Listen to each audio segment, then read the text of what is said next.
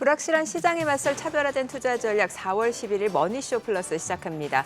오늘 국내 증시 양시장 모두 하락하며 출발했지만 낙폭을 축소해내면서 코스닥은 지금 많이 올라가고 있고요.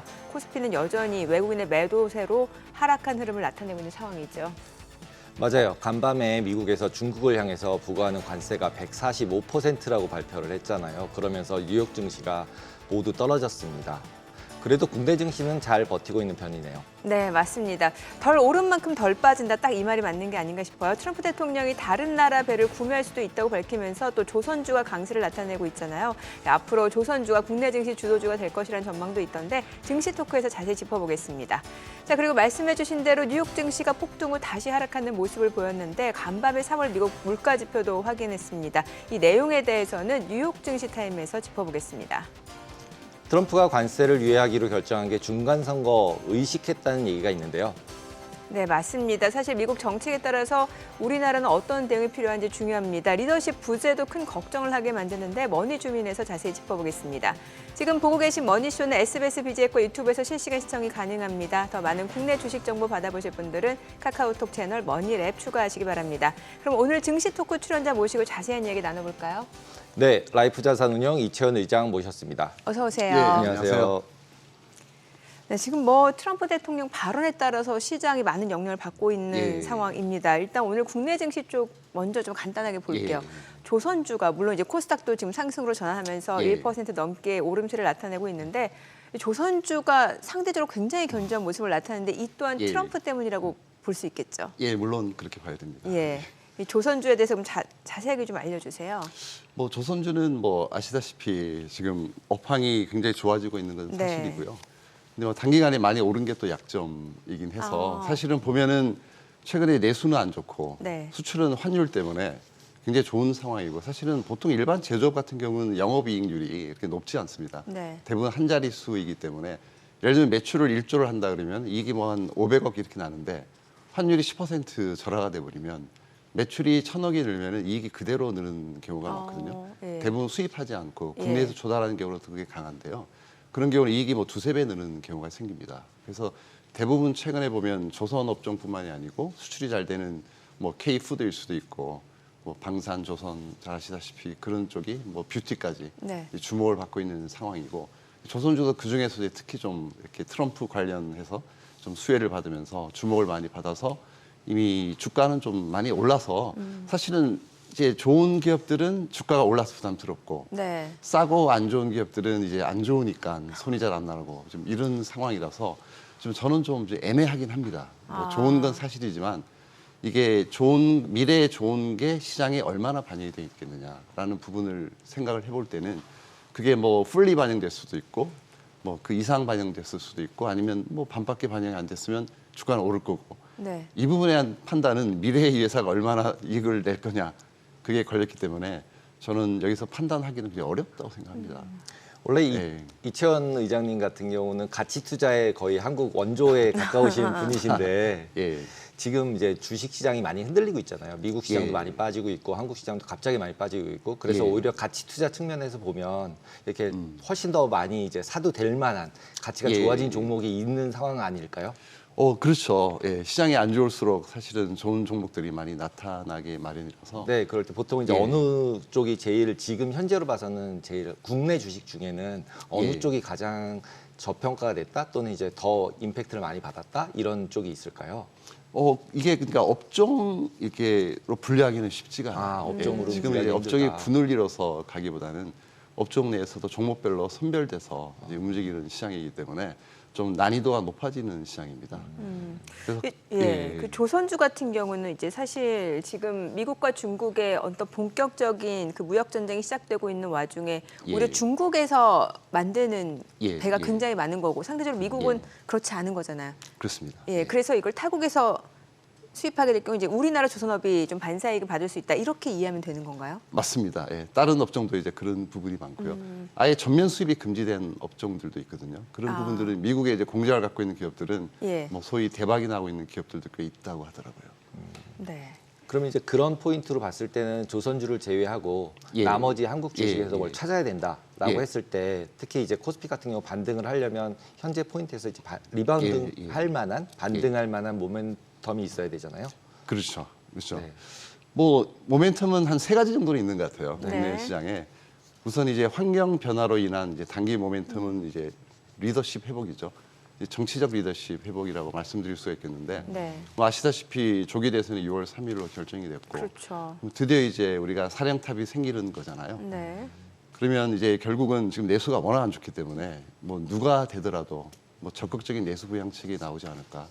지금 저희가 뭐 자금 여력이 있는 건 아니지만 네. 이럴 때 돈을 안 쓰면 언제 쓰겠습니까? 예. 결국은 돈을 풀고 뭐 금리를 내리든지 해서 뭐 적극적인 좀 경기 부양책이 나올 것 같아요.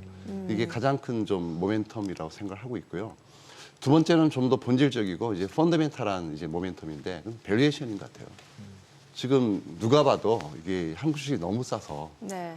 지금 전 세계적으로 봐도 컨센서스 기준으로 보면 미국이 한 20배 정도 되잖아요. 그다음에 일본이 한 18배 정도 되고 중국이 심지어는 중국도 한 12배 정도가 되고 유럽도 한 14배 정도 됩니다. 근데 유럽이 아시다시피 저희보다 좋지는 않거든요. 경기 상황이나 펀더멘탈이요. 예, 저희가 유럽보다는 좀 낫지 예. 않나 싶은 생각을 하고 있는데 그럼에도 불구하고 우리는 지금 8배 거래가 되고 있어요. 12개월 포워드 PR이. 네네네. 8배니까 거의 뭐 반값에 거래가 되고 있어서 너무 심한 지금 디스카운트를 받고 있기 때문에 주식이 싼 것만큼 가장 큰 호재도 없고 모멘텀도 없다라고 생각해요. 그래서 이게 좀 가장 좀 강력한 모멘텀이 될 것 같고 세 번째는 마지막으로 좀 중장기적인 안목으로 보면은 이제 네. 밸류업의 이제 성공 여부에 달렸다라고 봐야 될 것 같아요. 기업 가치 개선을 시키고 궁극적으로 이제 주주 가치 개선까지 갈 것이냐. 이제 정부가 이제 작년에 아젠다를 이제 던졌잖아요. 네. 근데 더 이상 뭐 당국이 한다고 될 일도 아니고 안 한다고 안 될 일도 아니고 이제 모든 시장 참여자가 힘을 모아서 이게 코리아 디스카운트를 없애는 것만이 중장기적으로 이제 그 어떤 좀 릴레이팅, 그러니까 이제 릴레이팅으로 보고 있어요. 그러니까 디커플링이라고도 얘기할 수가 있고, 그러니까 여타 이제 해외 시장이 좀 지지부진해도 네. 물론 전 세계가 패닉에 빠지면 우리도 못 견딥니다. 하지만 어느 정도 버티기만 해도 우리는 디커플링 할 수 있다. 그래서 코스피는 코스닥은 이제 릴레이팅 될 수 있는 그런 모멘텀이 이제 이 중장기적인 이제 밸류업 성공 여부에 달렸다고 볼 수 있습니다. 네. 그럼 결국은 밸류업 포인트에서 봤을 때는 대형주 쪽에 예. 몰려 있잖아요. 예. 그런 경우에 있어서는 그러면 전체적으로 그 포트폴리오를 다 가져가는 게 더 좋을지 아니면은 예. 좀 분산해서 가져가는 게 좋을지 어떤 편이 더 좋을 것 같으세요? 원래는 이제 다 먹겠다고 이제 생각하면 대형주를 먼저 했다가 점점 이제 중형주, 소형주로 이제 확산되는 거잖아요. 네네. 네. 근데 대형주가 올라도 이제 오르는 것도 오릅니다. 가만히 있지는 않거든요. 조금씩 네. 올라가기 때문에 그 대형주, 중소형주 가리지 않고 네. 정말 밸류업을 할 수 있는 기업들에 주목을 해야 되는 거고. 근데 밸류업이라는 게 그냥 배당만 많이 한다고 밸류업은 아닙니다. 그렇죠. 근데 본질적으로 거버넌스가 좋아야 되고 그 기업이 어떤 독립적인 이사회를 운영하고 있느냐라든지 네네. 좀 정성적인 부분, 경영자 자질 이런 것도 봐야 되는 거고, 그다음에 더 중요한 건 이제 비즈니스 모델인 거죠. 그 지속 성장 가능한 모델을 가지고 있는지. 네. 중요한 건 돈을 버는 거지. 그렇죠. 배당이 중요한 건 아니고. 예. 배당보다는 이제 투자를 해서 돈을 더 많이 벌 수 있다면은 투자를 하는 게 맞거든요. 그래서 투자를 많이 해서 충분히 수익을 낸 뒤에 더 이상 투자할 게 없다. 그때 이제 뭐 자사주를 사느냐, 배당을 해야 되느냐 그 고민을 이제 해야 된다고 생각합니다. 네, 그 기업의 지속 가능성 말씀 주셨으니까 저는 좀 이렇게 생각을 해보고 싶은 게 예. 우리나라 국내 증시가 그동안 저평가된 이유 또 소외됐던 이유 중에 하나가 한참 왜 미국에서 매그니피센트 세븐이라고 하는 기업들을 보면 엄청난 예. 성장성을 예. 좀 주가에 반영시키는 상황이었고 그렇습니다. 그리고 이제 설 연휴를 전후로 이제 중국에서 딥시크가 등장하고 예. 그렇게 보면 우리나라 기업들 같은 경우는 어떤 앞으로 성장성, 그러니까 AI라고 볼 수 있겠죠. 예, 이런 예. 산업에서 이도 저도 아니다라는 평가가 많았잖아요. 그래서 투자자들한테 뭔가 좀 외면받고 이런 소외받는 형국이었다라고 하면 최근에 또 유럽 쪽에서는 보면은 독일 재정 준칙을 완화하면서까지 예. 경기 부양 의지가 있고 그런 측면에서 우리나라는 말씀해 주신 대로 사령탑이 없는 상황이니까 이런 정책에 대한 기대감도 예. 없고 예. 그럼 이게 앞으로는 좋아질 수 있다라고 볼 수 있는 거예요. 그 지금이 이제 최악이라고 최악, 생각하고 있습니다. 지금이. 예. 어, 모든 불확실성의 정점을 좀 찍은 게 아닌가. 예. 라는 생각을 하기 때문에 이제 좋아질 것만 남았지 않느냐 그래요. 이런 생각을 하고 있고, 근데 이번 사이클은 좀 특이하죠. 네. 과거에 보면은 저희가 막 스마트폰도 쫓아갔고, 네. 예? 뭐 반도체, 뭐 2차 전지, 배터리 다 쫓아갔잖아요. 예. 근데 AI는 이게 안 못 되는 쫓- 거예요. 예. 저희도 사실은 굉장히 관심이 많았는데 2, 3년 전부터 네네. 살 종목이 잘 없는 거예요. 국내 증시 쪽에서. 예, 그래서 뭐 엔비디아 정도밖에 한 2, 3년 전에 눈에 띄질 않았는데 지금 그 부분은 우리가 해결해야 될 해결해야 문제인데 될 과제. 근데 이게 소프트웨어만 갖고 되는 건 아니고요. 그렇죠. 하드웨어가 있기 때문에 예. 우리의 강점은 하드웨어라서 예. AI와 접목된 자동화 부분의 하드웨어라든지 뭐 공장 자동화라든지 이런 쪽에 좀 저희가 대응을 할 수 있지 않을까라는 좀 희망을 시간이 좀 걸릴 것 같은데요. 시간은 걸리겠죠. 결국 해내지 않을까요? 근데 이제 하드웨어로 가려면 지금 우리나라 같은 예. 경우는 소프트웨어, 하드웨어 구분했을 때 과거에는 저희가 이제 하드웨어의 강자였는데 예. 지금은 하드웨어 같은 경우는 투자가 너무 많이 들어가잖아요. 예. 솔직히 매그니피센트 세븐을 제외한 종목들처럼 AI에 투자를 할 수 있는 우리나라 기업이 예. 있을 수 있는가라는 물음표부터 던져지니까 예. 카카오가 됐든 네이버가 됐든 삼성전자가 됐든 예. 뭐 거기서 어느 정도 투자해도 결국은 미국이랑 경쟁을 해야 되는 상황이잖아요. 예. AI 같은 경우에 이제 네. 그렇죠. 베이스 모델을 만들려면 근데 과연 지금 시작해서 따라갈 수 있을까? 그러면 오히려 소프트웨어 쪽에 더 집중해서 뭔가 예. 이제 수익을 낼 수 있는 비즈니스 모델을 찾는 게 더 낫지 않을까 이런 생각이 드는데 그런 오, 부분들은 맞습니다. 그럴 만한 예. 주식들이 국내 예. 주식들 중에 있을까요? 근데 뭐 있는데 우리가 못 찾고 있는 거겠죠. 아, 예. 있는데 못 찾는 거. 앞으로 생겨날 거고요, 당연히. 어느 쪽을 관심 있게 보시는 거예요, 그러면? 저희는 뭐 어쨌든 AI랑 자동화 쪽이 네, 세상을 네. 지배할 거는 뭐 자명한 사실이고. 예, 예. 그렇죠. 근데 과연 그걸로 돈을 누가 벌 수가 있겠느냐? 네. 뭐 인터넷이 나왔다고 인터넷을 개발한 회사가 돈을 번지는 않았잖아요. 예. 거의 망하다시피 예, 했었고 예. 결국은 그 잘 이용한 뭐 넷플릭스, 아마존 뭐 아. 이런 애플 같은 기업들이 돈을 번 거잖아요. 예. 그런 면에서 봤을 때는 이제 누가 이 AI를 잘 이용할 수 있겠느냐라는 측면에서 접근을 해보면 또 다른 이제 솔루션이 나올 수 있다라고 생각은 하고 있어요. 근데 과거에 이제 이 의장님 같은 경우 가치 투자를 포커스를 예. 하셨었잖아요. 근데 예. 이제 가치 투자를 포커스하는 거랑 그 외에 비해서 예. 이제 AI나 이쪽 성장주잖아요. 배터리나 예, 예. 자동차나 이쪽은 예. 그래서 약간의 이렇게 거리가 있는 것처럼 느껴지거든요. 예. 근데 그래서 어쨌든 이게 사이클이라는 게 있잖아요. 네. 주식도 국면이 있듯이 네. 주식시장에 색깔이 있는데 과거 10년간은 좀 그로스 사이클이잖아요. 누가 그렇죠. 봐도. 네, 예. 성장 사이클. 예, 왜냐하면 저금리 디프레션이라서 그런 거예요. 금리가 한없이 떨어지고 0.3까지 갔잖아요. 국고채 3년, 예, 국고채 예. 10년이 미국이. 그리고 물가는 계속 떨어졌죠. 이 극심한 디프레션 60년 만에 온 거였죠. 근데 이런 상황이면은 뭔가 새로운 기술을 개발하고 진입하기가 편해요. 그러니까 뉴 플레이어, 네. 후발주자한테 유리합니다. 예를 들면 어떤 유통업체가 유통기지를 설립을 할 때 경쟁자보다 더 좋은 부지에 더 싼 가격에 더 효율적인 설비를 그것도 자금 조달도 쉽게 합니다. 뭐 나스닥 가서 쉽게 조달할 수도 있고 금리도 싸고 그냥 경쟁이 안 되는 거예요. 근데 이런 세상이 지금 끝났잖아요, 사실은. 네네. 지금 180도 환경이 바뀌어서 지금은 심지어는 고금리 인플레이션 예. 시대가 도래했고 물론 궁극적으로 뭐 중금리 중물가로 가겠지만은 네. 어쨌든 한 작년 정도까지는 물가가 오르고 계속 금리가 올랐었단 말이죠. 이렇게 되면은 이제는 후발주자가 불리합니다. 자금 조달도 안 되고 IPO도 안 되고 물가가 너무 오르다 보니까 예를 들면 뭐 3년 전에 지은 공장을 지금 똑같은 공장을 짓는데 비용이 2배 이상 든다고 하더라고요. 그래서 진입하기가 너무 어려워졌고 네. 그래서 지금은 어떻게 보면 선발주자의 시대가 왔다. 인플레이션 시대는. 인플레이션이 오면은 주가가 폭락을 하게 마련입니다. 이번에 온 게 60년 만에 온 건데 네. 전 세계가 뭐 폭력을 겪었죠. 2021년도에.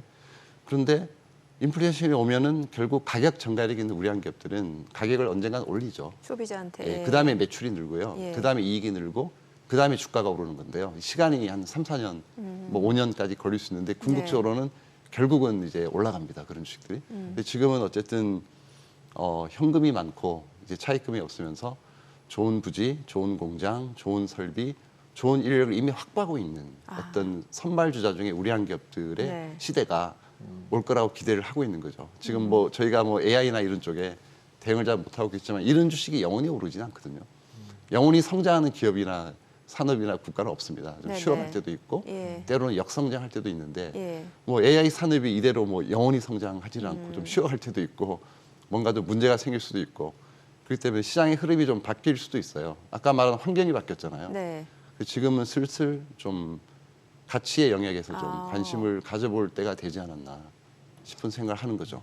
가치 투자랑은 조금 더 거리가 있긴 하지만 예. 실제 AI가 되면서 바이오 예. 주식 관련돼서 얘기가 많이 나오고 있잖아요. 이제 예. 바이오 주식들은 실제로 가치 평가라고 얘기하기 굉장히 어렵잖아요. 어렵죠. 예, 그런 경우는 어떤 포커스를 해서 이제 제약주나 바이오 관련 주식을 투자하는 게 좋을까요? 그러니까 본인이 이해할 수 있고 잘 아는 기업에만 투자를 해야 되는 게 원칙이잖아요. 그래서 저희도 이제 고민을 해봐도 결국은 저희 능력으로는 정말 어려워요. 아무리 연구를 해도 결국은 이제 뭐 의대 교수님이나 오늘 환자, 약사 뭐 이런 분들, 임상하는 분들 이런 분들 통해서 좀 이렇게 공부를 하고 스터디를 해가지고 접근을 했는데도 그래도 많이 실패를 합니다. 그래서 쉬운 부분은 아닌데 이거를 잘 알 수만 있다면 이제 큰 수익이 날 거고. 그러니까 이 분야에 지식이 있는 분만 투자를 해야 되지 않을까 싶은 네. 생각이 들어요. 지식. 모든 기업을 우리가 다 뭐 AI도 해서 벌고 배터리도 벌고 IT도 벌고 소비재도 벌고 그럴 수는 없기 때문에 뭐 본인의 이제 직업이 그런 쪽이면 그쪽 투자를 하기가 저희보다 더 오히려 그럼 유리한 바이오면은 이제 의료계나 제약계에 예, 계신 맞습니다. 분들만 예. 할 수 있지 일반적인 분들은 되게 어렵다라고 굉장히 보는 게 어렵습니다. 맞을까요? 예. 근데 꼭 반대로 하시잖아요. 의사나 약사분들이 IT를 사시고 아 그렇죠. 예. 네 맞습니다. 삼성전자에 근무하시는 분이 꼭 바이오를 사시고 이러니까 이게 남의 떡이 더 커 보여서 그런 건가요? 그런 건가 봐요. 그래서 항상 성과가 썩 좋지는 않더라고요. 어. 자기가 잘 아는 분야에만 투자를 해야 되는 거죠. 예. 워렌 버핏도 제일 존경하는 사람이 사실 빌 게이츠라고 얘기를 아, 했었잖아요. 네네네. 근데 마이크로소프트 한 주도 산 적이 없었다고 이제 몇 년 전에 말씀을 하신 게 이해를 못 하겠다는 거죠.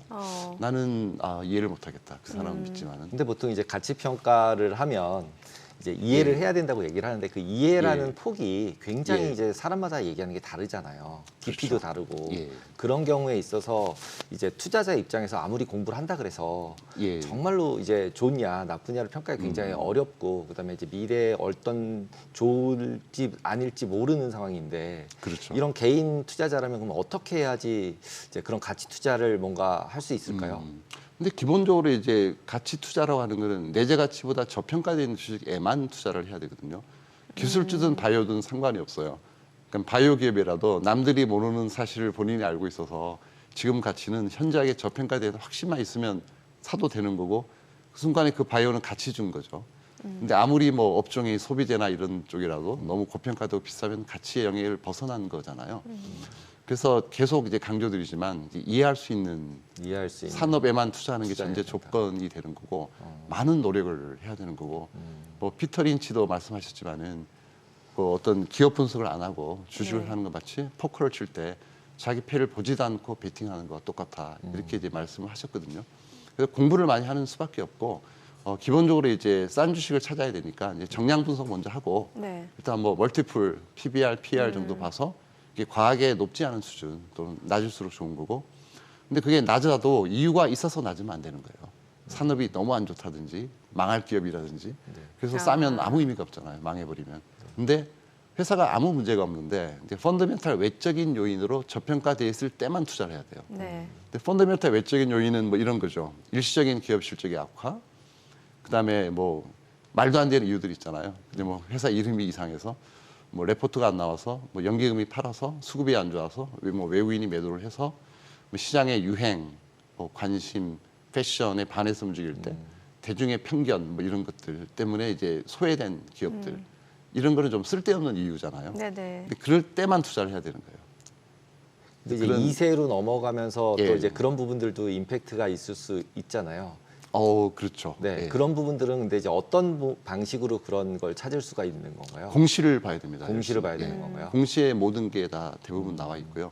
그러니까 공시를 보면 이제 승계가 되면서 증여도 하고 그런 공시 내용이 나오잖아요. 아, 증여 공시가 그러면 어떻게 보면은 제일 이제 2세로 넘어가는 기업이 예. 넘어가는 방식에 있었을 때 가장 중요한 포인트라고 중요한 보면 시그널입니다. 시그널로 볼 예, 수 있겠네요. 아, 그 순간부터는 이제 주가가 안 올라갈 이유가 없어지는 어떻게 보면 지배주주와 일반 주주 간의 이해관계가 일치하는 순간이 되겠죠.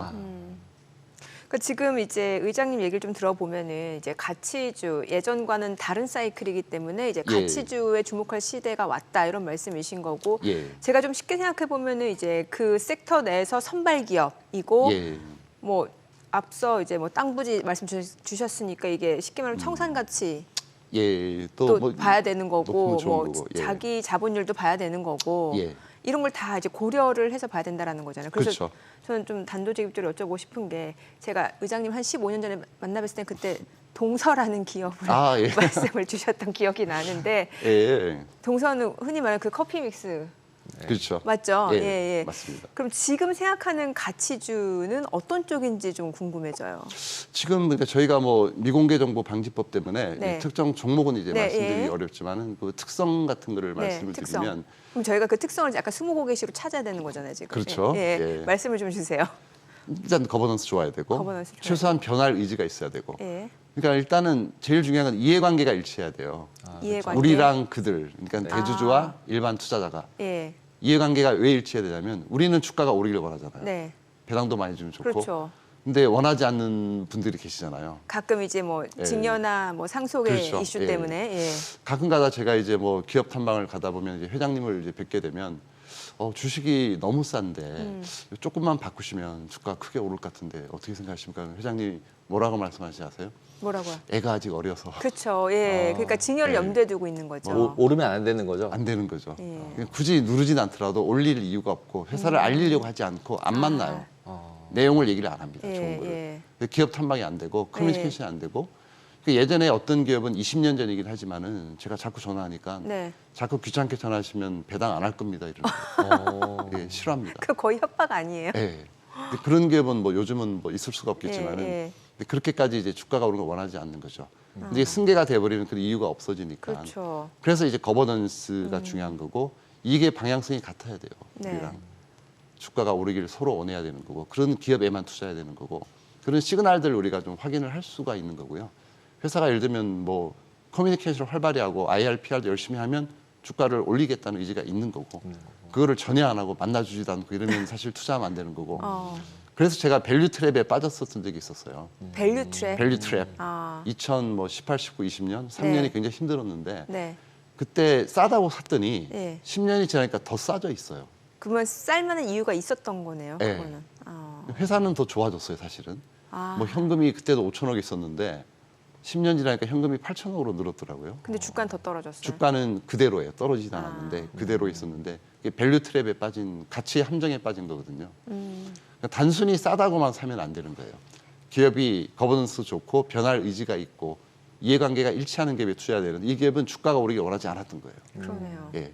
전혀 회사를 알리지 않고 탐방도 안 받고 이러고 있으니까 아무도 투자를 안 하고 레포트도 한 번도 남은 적이 없고 와. 커버가 안 되니까. 예. 알겠습니다. 자, 그럼 지금 시각 3시 22분 지나가는데 오늘 마감 호가 상황 좀 체크해보고 다시 돌아오겠습니다. 먼저 코스피부터 좀 볼게요. 오늘 0.6% 하락 마감 예상되고요. 예상 7일지수 2,428포인트.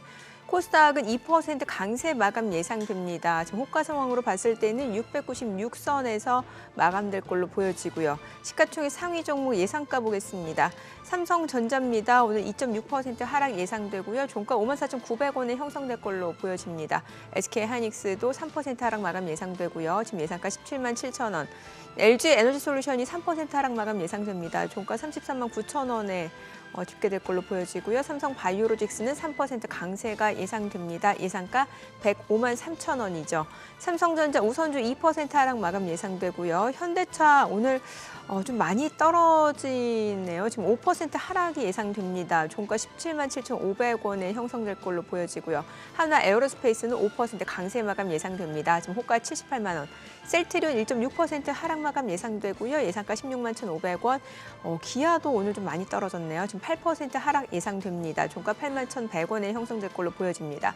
HD현대중공업 5.4% 강세 마감 예상되고요. 지금 보시다시피 조선주들이 워낙 흐름이 좋다 보니까 HD현대중공업 어느덧 시가총액 10위까지 올라온 상황이죠. 오늘 마감가는 34만 1,500원에 형성될 걸로 보여집니다.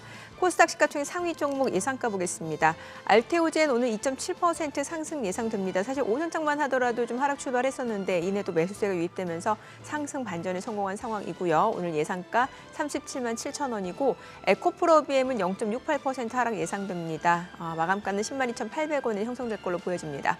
HLB가 0.3% 상승 마감 예상되고요. 지금 호가 5만 2,800원, 에코프로 1.7% 하락 예상됩니다. 그리고 레인보우 로보틱스가 오늘 굉장히 좋은 흐름을 나타냈네요. 7% 강세 마감 예상됩니다. 지금 호가는 27만 7,500원.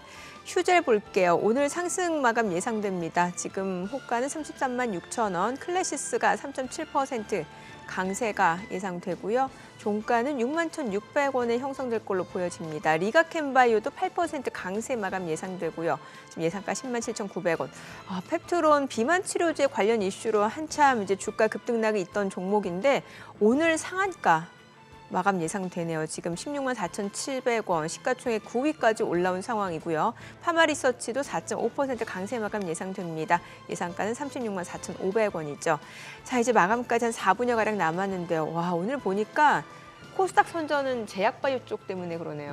네, 살아나네요. 그러니까요. 네. 근데 사실 트럼프가 아직 제약바이오 쪽에서 관세 얘기 아직 안 한 것 같은데. 그래도 제약바이오 쪽 같은 경우는 관세 부분에 대해서 아직 물음표지 확정은 안 된 상황으로 알고 있거든요. 어떻게 그렇죠. 돼 있는 네. 상황인가요, 지금?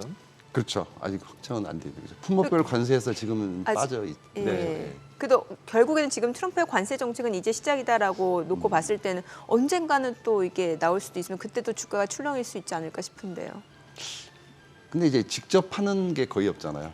미국. 라이센싱 아웃하고 예. 판권을 넘기는 거라서 예. 미국에서 파는 거니까 그들이 예. 피만 받는 거죠. 그러니까 그런 면에서는 우리가 직수출하는 기업은 많지 않습니다. 그럼 오히려 진짜 관세에서 약간 조금 영향을 덜 받을 수 있는 그렇죠. 섹터네요. 거의 벗어나 있는 부분이고 음. 지금 또 바이오 기업들이 지금 가시화되고 있는 기업들이 많이 늘고 있잖아요. 네네. 실제로 예. 돈을 버는 기업이 드디어 나오는 네. 그렇죠. 처음이죠. 예. 예. 그러면 코스피보다 코스닥이 더 나은 건가요? 코스닥에 바이오 주식이 너무 많으니까 이게 둘 다 비슷하지 않겠습니까? 비슷하네요. 뭐 많이 빠져서 많이 빠져서. 둘 다 많이 빠졌습니다. 아니 오늘 보니까 한화 에어로스페이스 사실 이제 방산주들도 최근에 보면 조선주 못지않게 주목을 받았는데 예. 방산 쪽은 뭐 가치주 관점에서 봤을 때 어떤 섹터라고 보세요? 저희가 사실은 방산주를 좀 관심이 많았었는데 그래요? 이 가게까지 저희가 이제 들고 있는 건 아니라서 지금은 좀 보고만 있습니다. 비싸진 상태가 됐다라고 보면 되겠네요. 뭐 저희 관점에서는 좀 손을 가치 투자 면에 내밀기가 있어서는. 저희는 안전 마진이 필요하기 때문에 여차하면 이제 원금을 지켜야 되는데 그게 확신은 없어요. 그게 주가가 최근에 좀 단기간 많이 올랐기 때문인 그렇죠. 거죠. 많이 올랐죠. 이렇게 뭐 펀더멘탈이라든지 기업 자체만 놓고 봤을 때는 예. 가치주 성격을 충분히 지니는데 주가가 많이 올라서 일종의 뭐 성장하는 가치주 카테고리에 들어간다고 볼 수가 성장하는 있는데 가치주. 예. 근데 이제 주가가 오르면 이제 그냥 성장하는 성장주죠. 그렇죠. 예. 가격 메리트가 올라버리면, 없으니까. 메리트가 없어져 버리면. 왜냐면 제가 자꾸 이제 이렇게 유도인문을 하면서 뭔가 좀 앞서 말씀 주신 관심 있게 보는 그 가치주에 대해서 좀 알아내려고 예. 그 특성을 이제 말씀하다 말았는데 특성은 말씀을 드렸고 저희가 이제 업종으로 보면은 저는 지주사를 제일 좋게 보고 있어요. 지주사. 지주회사라는 게 그런 거잖아요. 일종의 종합 선물 세트 같은 거고 그렇죠. 자회사를 더 모아서 거의 그룹의 핵심이라고 볼 수가 있는데 디스카운트가 보통 한 60% 이렇게 되고 있거든요. 지주사가. 근데 그게 더블 카운팅 이슈인 거잖아요. 그렇죠. 더블 중복 상장 이슈인데 근데 이게 실제적으로 이론적으로 이제 말이 안 되는 게 예를 들면 제가 삼성전자를 한 10조 원을 사가지고 그거를 IPO를 했어요. 근데 그게 4조에 거래되는 거잖아요, 지금. 근데 그건 말이 안 되잖아요. 그러네요. 10조의 가치가 있는데 4조에 거래되는 거고 다른 표현을 하면 이제 ETF는 그럼 왜 제값받죠? ETF는 제값받잖아요. 중복 상장이잖아요, ETF. 네, 맞습니다. 근데 제값을 잘 받고 있어요. 근데 왜 지주사만 왜 이러냐? 그건 이제 거버넌스 때문에. 주가가 오르기를 원하지 않기 때문에. 그러네요. 근데 그 부분이 해결되면은 가장 큰 상승을 기록할 수 있는 것은 지주사라고 생각하고 있어요. 근데 이제 지금 말씀하신 거대로 따지면 지주사가 또 상장이 돼 있고 지주사를 포함한 ETF가 또 지주사를 또 사면 세 번 카운팅이 된 거 아닌가요? 그렇죠. 그러면 이제 어떻게 보면은 그런 레버리지가 미국 같은 경우도 그런 식으로 레버리지 된 경우가 있나요? 미국은 훨씬 비중이 적죠. 중복 상장이 거의 없습니다. 그렇죠. 우리나라 같은 경우는 이제 뭐 승계 작업에 있어서 이게 유리하기 때문에 이게 좀 많이 된 거고 상속세 저희가 이슈가 대주주 있죠. 60%이기 때문에 예. 지금 어쩔 수 없이 그걸 피하느라고 이렇게 돼버리는 것 같아요. 근데 어쨌든 가치는 변함이 없는 거라서 아무리 봐도 가치는 있는 거잖아요. 네. 예. 자, 그 20곡의 지주사까지는 알아냈습니다. 자, 오늘 국내 증시 마감 상황 좀 체크해 보도록 하겠습니다. 오늘 국내 증시 마감합니다.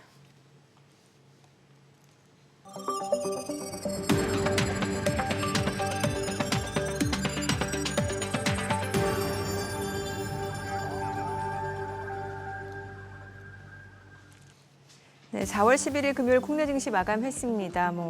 뉴욕 증시도 그렇고 국내 증시도 굉장히 변동성이 큰 상황입니다. 오늘 양시장 일단 간밤 뉴욕 증시 3대 지수가 전일의 그런 폭등 일부 상승분을 좀 반납하는 모습이었기 때문에 오늘 국내 증시도 하락 출발했습니다만 글쎄요, 코스닥 쪽에서는 워낙 제약 바이오가 선전을 하다 보니까 오히려 2% 강세 마감이 예상됐던 모습이고 변동성 오전장, 오후장 굉장히 다릅니다. 또 외국인의 그런 수급이 미치는 영향도 여전한 상황이고요. 오늘 양시장 마감 상황 체크해 보겠습니다. 코스피가 0.5% 떨어졌습니다. 그래도 오전보다 훨씬 좋아요. 2,432포인트. 코스닥은 2% 올랐습니다. 695포인트입니다. 양시장 혼조 마감했고요. 시가총액 상위 종목 마감가 보겠습니다. 삼성전자가 1.7% 떨어졌습니다. 55,400원. SK하이닉스 0.7% 하락했습니다. 종가는 188,800원. LG 에너지솔루션이 좀 많이 떨어졌죠. 4% 하락 335,500원이고 삼성바이오로직스가 2.5% 상승했습니다. 종가는 104,500원. 삼성전자 우선주가 2% 하락했고요. 현대차가 좀 많이 떨어졌습니다. 5% 내림세로 마감이 됐습니다. 현대차가 오늘 종가가 177,500원. 자, 그리고 기아도 7% 떨어졌네요. 오늘 종가는 82,000원. 이 가운데 하나 에어로스페이스가 5% 이상 상승하면서 시가총액 7위까지 올라왔습니다. 종가는 779,000원. 셀트리온 1.8% 하락했고요. HD현대중공 5.7% 상승하면서 시가총액 10위까지 올라섰습니다. 종가는 342,500원이죠. 코스닥 시가총액 상위 종목 마감가 보겠습니다. 알테오젠이 오늘 2% 오르면서 이 거래일 연속 강세 흐름을 이어갔습니다. 종가 374,500원, 에코프로비엠은 3% 떨어졌고요. HLB 0.5% 떨어지면서 종가 52,300원, 에코프로도 2.8% 하락했습니다. 마감가 59,900원이고 레인보 로보틱스가 오늘 6% 넘게 상승했습니다. 종가 277,000원, 사흘 연속 상승세가 이어진 모습이고요. 휴젤은 2% 상승 마감했네요. 종가는 341,000원. 클래시스도 많이 올랐습니다. 4% 상승 마감하면서 종가 61,800원. 어제도 11% 급등했었고 외국계 창구 쪽에서 계속해서 매수 주문 좀 들어오고 있는 상황이죠. 리가캠바이오도 8% 강세를 나타냈습니다. 오늘 종가는 107,900원. 파마리서치도 5% 올랐고요. 마감가 366,000원. 펩트론 상한가입니다. 시가총액 10위권까지 올라섰습니다. 164,700원에 마감한 상황이고 확실히 오늘은 제약바이오가 좀 선전을 하면서 코스닥 상승을 주도한 모습이고요. 수급 상황 체크해 보겠습니다. 오늘 유가증권 시장에서 외국인은 팔았습니다. 6,883억 원 순매도를 나타냈고요. 이 가운데 개인 투자자는 4,337억 원, 기관 1,376억 원 매수 우위. 코스닥에서는 외국인과 기관이 순매수를 보여줬습니다. 각각 249억 원, 129억 원 매수 우위였고요. 개인 투자자는 373억 원 순매도를 나타냈습니다. 오늘 외국인 선물에서 좀 많이 팔았어요. 7,300계약 넘게 매도 우위를 나타냈습니다. 자, 환율 마감 상황도 좀 체크해 보도록 하겠습니다. 달러 환율 6원 50전 하락하면서 1,440원 90전에 마감이 됐습니다. 오늘 확실히 이제 외국인이 현선물 특히 유가증권 시장에서 팔다 보니까 이제 코스피 같은 경우는 좀 상승 반전에 성공하지 못했는데 그래도 오전 대비로는 양호한 거예요. 네, 이제 미국 시장이 오를 건가 보네요. 오히려 우리나라 시장이 리바운드를 하면 오르고 우리나라 시장이 좀 내리면 오히려 내리는 경향들이 많이 있더라고요. 그래서 관세 영향이나 이런 부분들도 또 이제 어떻게 반영이 될지 참 어렵네요. 하루는 오르고 하루는 내리고. 예, 어렵습니다. 네.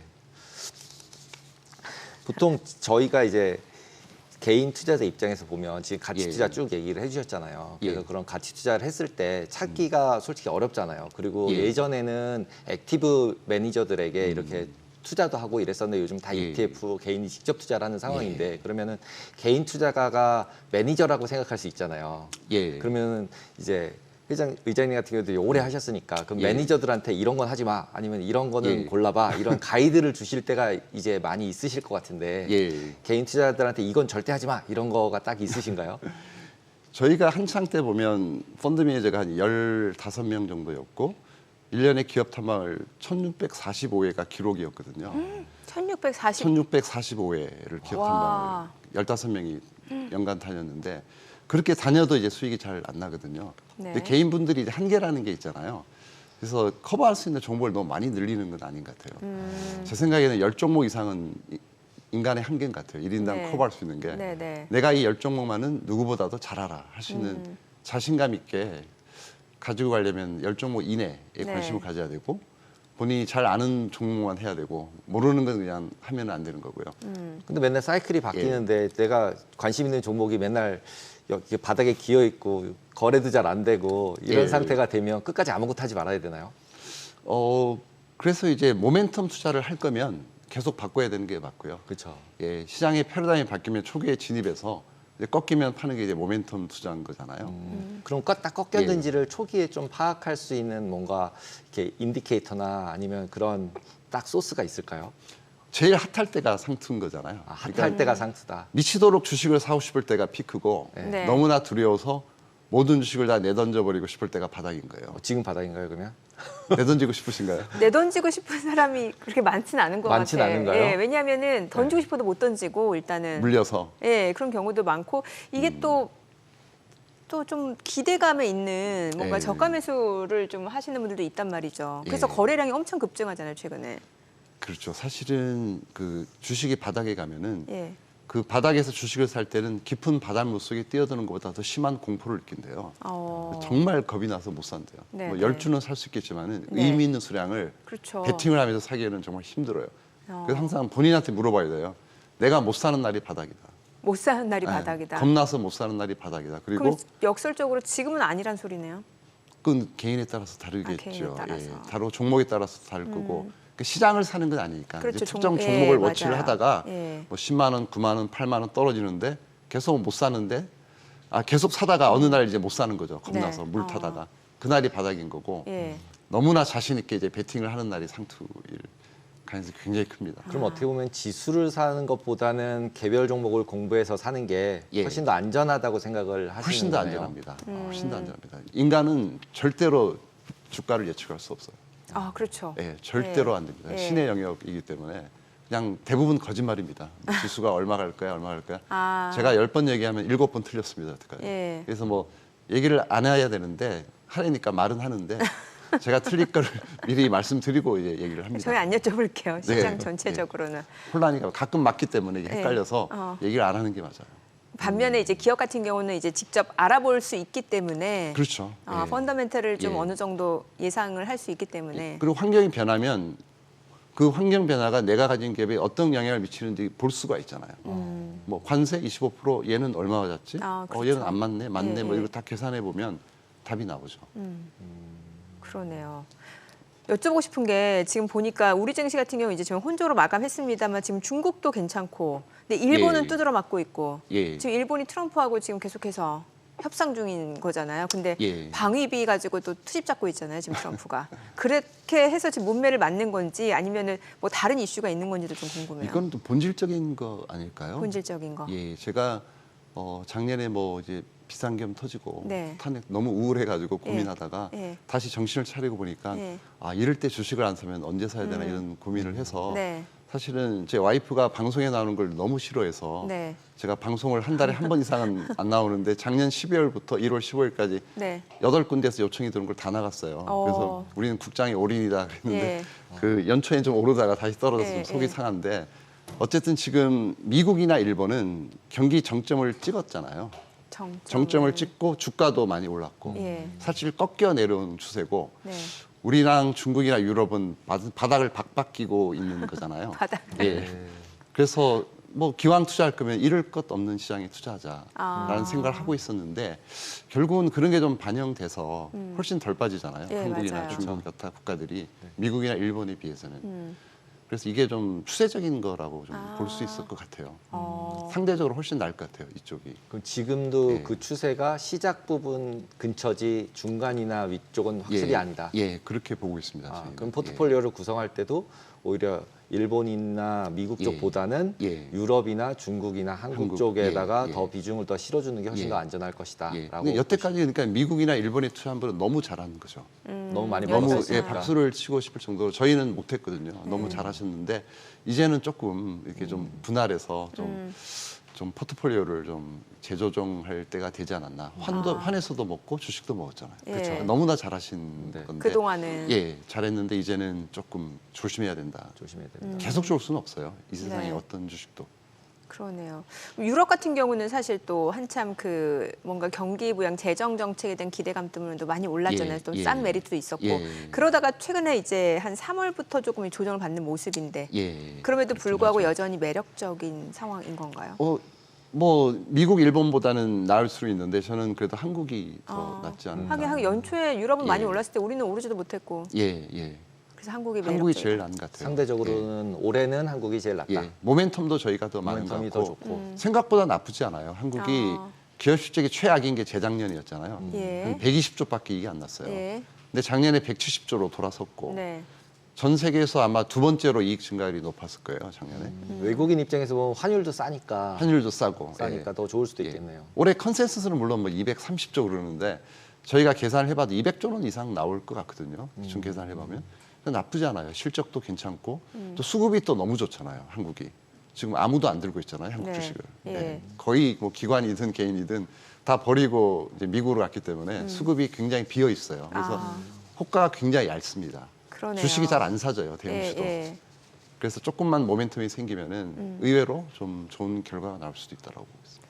앞서서 보고 계신 가치주가 지주사라는 것까지 이제 말씀을 주셨는데 예. 거기서 조금 더 국한돼서 더 알려주실 수는 없어요. 뭐 저희는 여전히 뭐 금융지주 쪽 좋게 보고 금융지주 있고요. 쪽. 그다음에 다른 이제 그룹 지주 중에서는 그래도 좀 거버넌스가 좋은 기업에만 집중을 하자. 네. 왜냐하면 궁극적으로는 이제 어떤 밸류업이 되려면은 네. 상법 개정과 세법 개정이 동시에 돼야 되거든요. 그렇죠.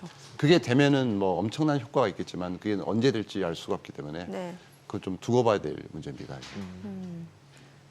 사실 그동안 또 국내 증시 상승을 주도했던 게 뭐 반도체, 2차 전지 많잖아요. 예, 예. 그쪽에 대해서는 어떤 의견이세요?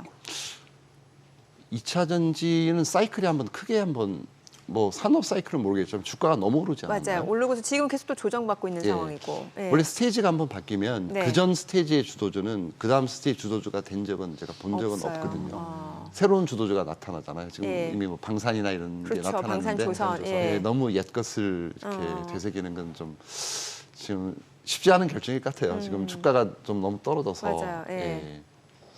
이제 다시 저희가 맨날 관세 얘기만 하다가 오늘은 네. 관세 얘기를 좀 덜 했는데 네. 예. 예를 들어서 관세 때문에 원달러나 엔화 부분이 계속 이슈가 있었잖아요. 예. 그리고 이제 어제 같은 경우 이제 채권 금리까지 이슈가 있었는데 그게 글로벌 그렇죠. 크라이시스나 아니면은 금융위기로 전환될 가능성은 어느 정도 되신다고 오, 생각하세요? 저는 거의 없다라고 거의 봅니다. 없다? 예. 시스템 위기가 그러니까 이 뉴노멀 시대에서는 안 올 것 같아요. 그러니까 저번에도 보셨겠지만 실리콘밸리 은행도 그렇고 국내에서도 뭐 레고랜드라든지 사건들이 있었잖아요. 근데 무슨 수를 썼는지 전 세계 정부가 공조를 해서 막아내게 돼 있습니다. 네. 아니면 재앙이 올 테니까.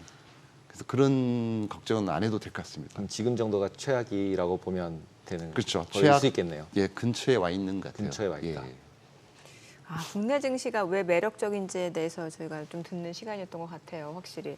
반도체는 어때요? 반도체는 왜냐면 저희가 계속해서 얘기를 해왔는데 이게 참 삼성전자가 약간 예. 답답합니다. 예. 결국 이제 일반 반도체가 좀 돌아서야 되는 거고 예. 삼성전자는 HBM 쪽은 어쨌든 이제 뭐 정확한 건 아니지만 네. 뭐 어쨌든 들리는 얘기로는 작년 9월부터 전면 재설계에 들어갔다고 네. 하잖아요. 예. 결과물이 아마 상반기 중에 나올 것 같은데 저희는 확률적으로 이제 네. 성공할 가능성이 조금은 높지 않을까. 그래서 못 해낼 건 없지 않을까 싶은 예. 생각은 하고 있거든요. 예. 근데 그렇게 보면은 어쨌든 지금 주가는 좀 과하지 않나 5만 원대에 있는 주가는 아니, 더 떨어질 데가 없는 것 같은데. 예, 너무 싸긴 쌉니다. 예. 예.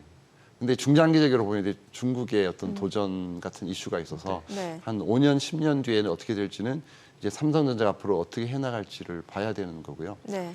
삼성전자의 주가는 삼성전자의 미래에 달려 있는 거죠. 누구도 그렇죠. 예측할 수가 예, 없어요. 예. 앞으로 어떻게 해나가냐 달린 거기 때문에 좀 잘 지켜봐야 됩니다. 현 주가는 좀 저평가돼 있다고 보고요. 저평가돼 있다.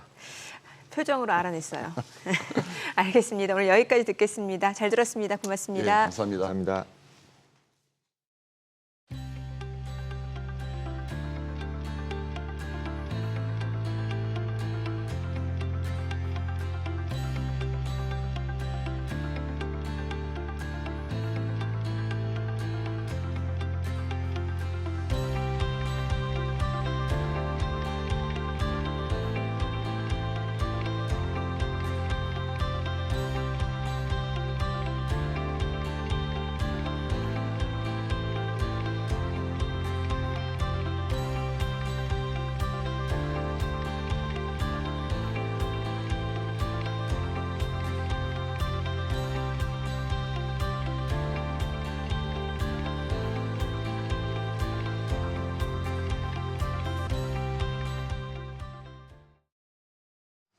애프터마켓 시황입니다.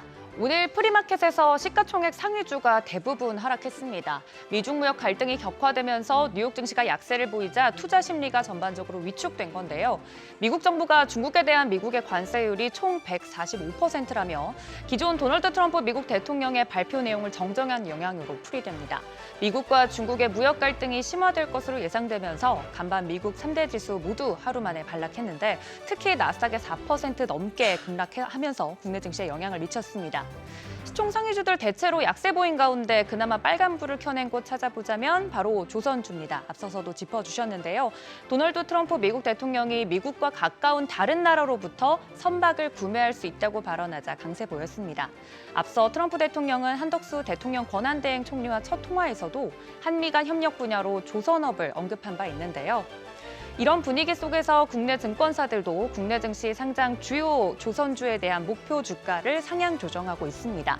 다행히 코스피도 낙폭을 많이 줄였고요. 코스닥은 장중에 상승으로 전환됐는데 바톤을 이어받은 애프터마켓 상황은 어떤지 살펴보겠습니다. 네, 우선 코스피 상장사 시총 상위 종목들 살펴보도록 하겠습니다.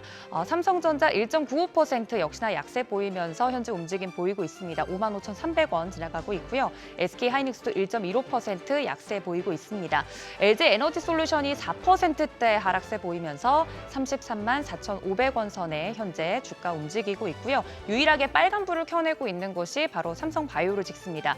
이번 분기 최대 실적이 예상된다는 기대감이 커져가고 있는 가운데 오늘 애프터마켓에서도 2.45% 상승하면서 움직임 보이고 있습니다.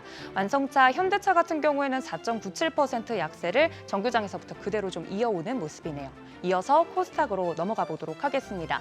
오늘은 확실히 형보다 아우인 것 같습니다. 로봇과 바이오주들이 전반적으로 강세 보여주고 있는데 알테오젠 코스닥에서 이어서 애프터마켓에서도 2%대 오름세 보이고 있습니다. 37만 4,500원. 에코프로비엠과 에코프로는 역시나 약세 이어지고 있습니다. 에코프로 BM 같은 경우 3.48%, 에코프로도 3.24% 약세 보이고 있고요. HLB도 0.76% 약보합권에서 움직이고 있고 로봇주인 레인보우 로보틱스 6%대 오르면서 27만 6천 원에 움직이고 있습니다. 지금까지 애프터마켓 브리핑이었습니다.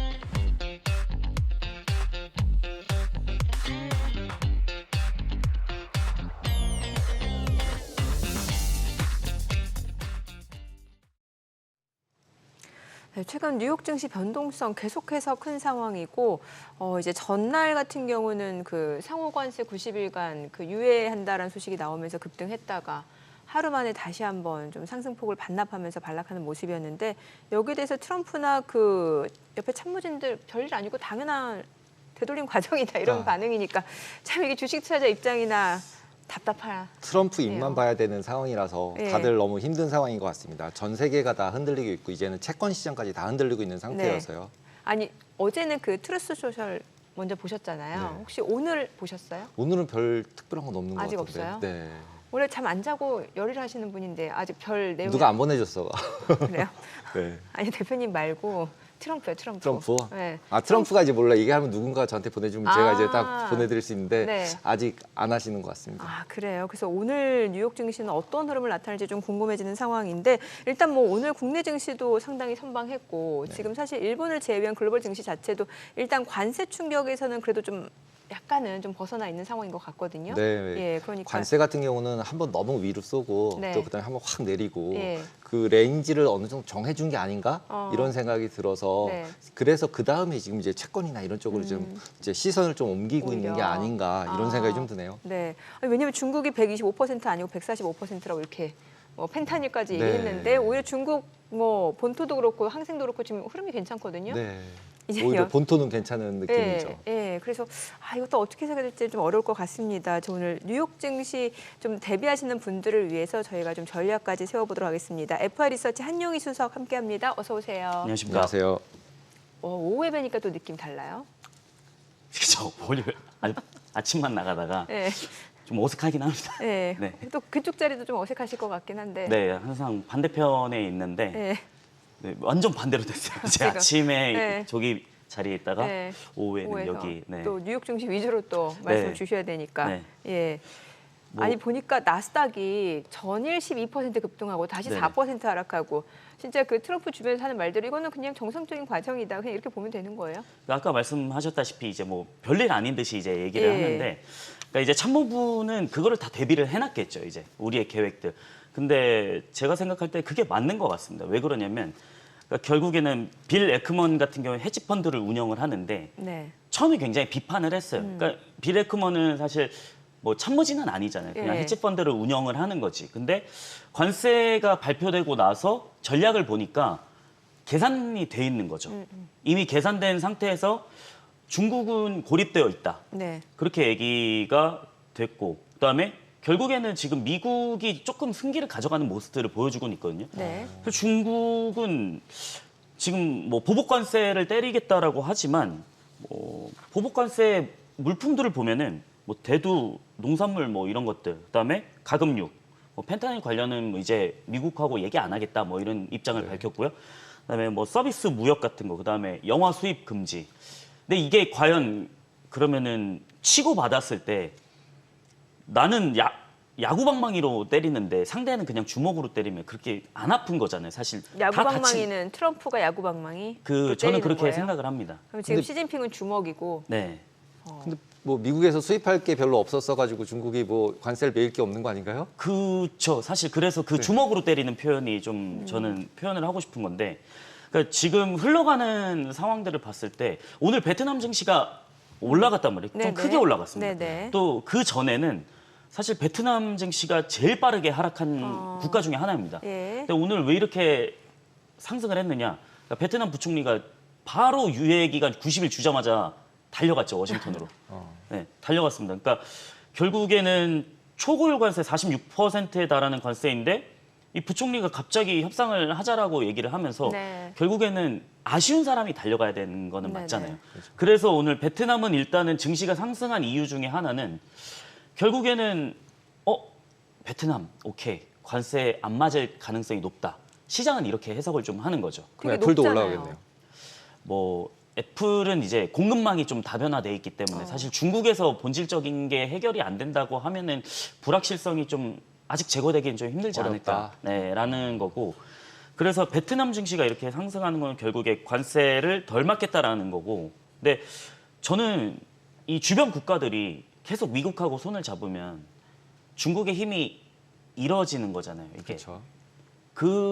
지금 베트남만 보더라도 사실 그런 내용들이 나오고 있기 때문에 오히려 승기는 아직까지는 트럼프가 좀 가져가지 않을까라는 생각을 좀 하고 있습니다. 이번에 미중 갈등에서는 어쨌든 미국이 이제 승기를 좀 가져갔다. 네, 아직 EU나 중국이랑 확실하게 표명을 하진 않았잖아요. 그렇죠. 베트남이나 이렇게 좀 이제 중소형 국가들은 합의를 하고 있지만 힘이 없으니까. 네네. 근데 힘이 제일 큰 이제 중국이랑 유럽이랑은 아직 확정적이진 않은데 그 부분은 어떻게 전망을 하시나요?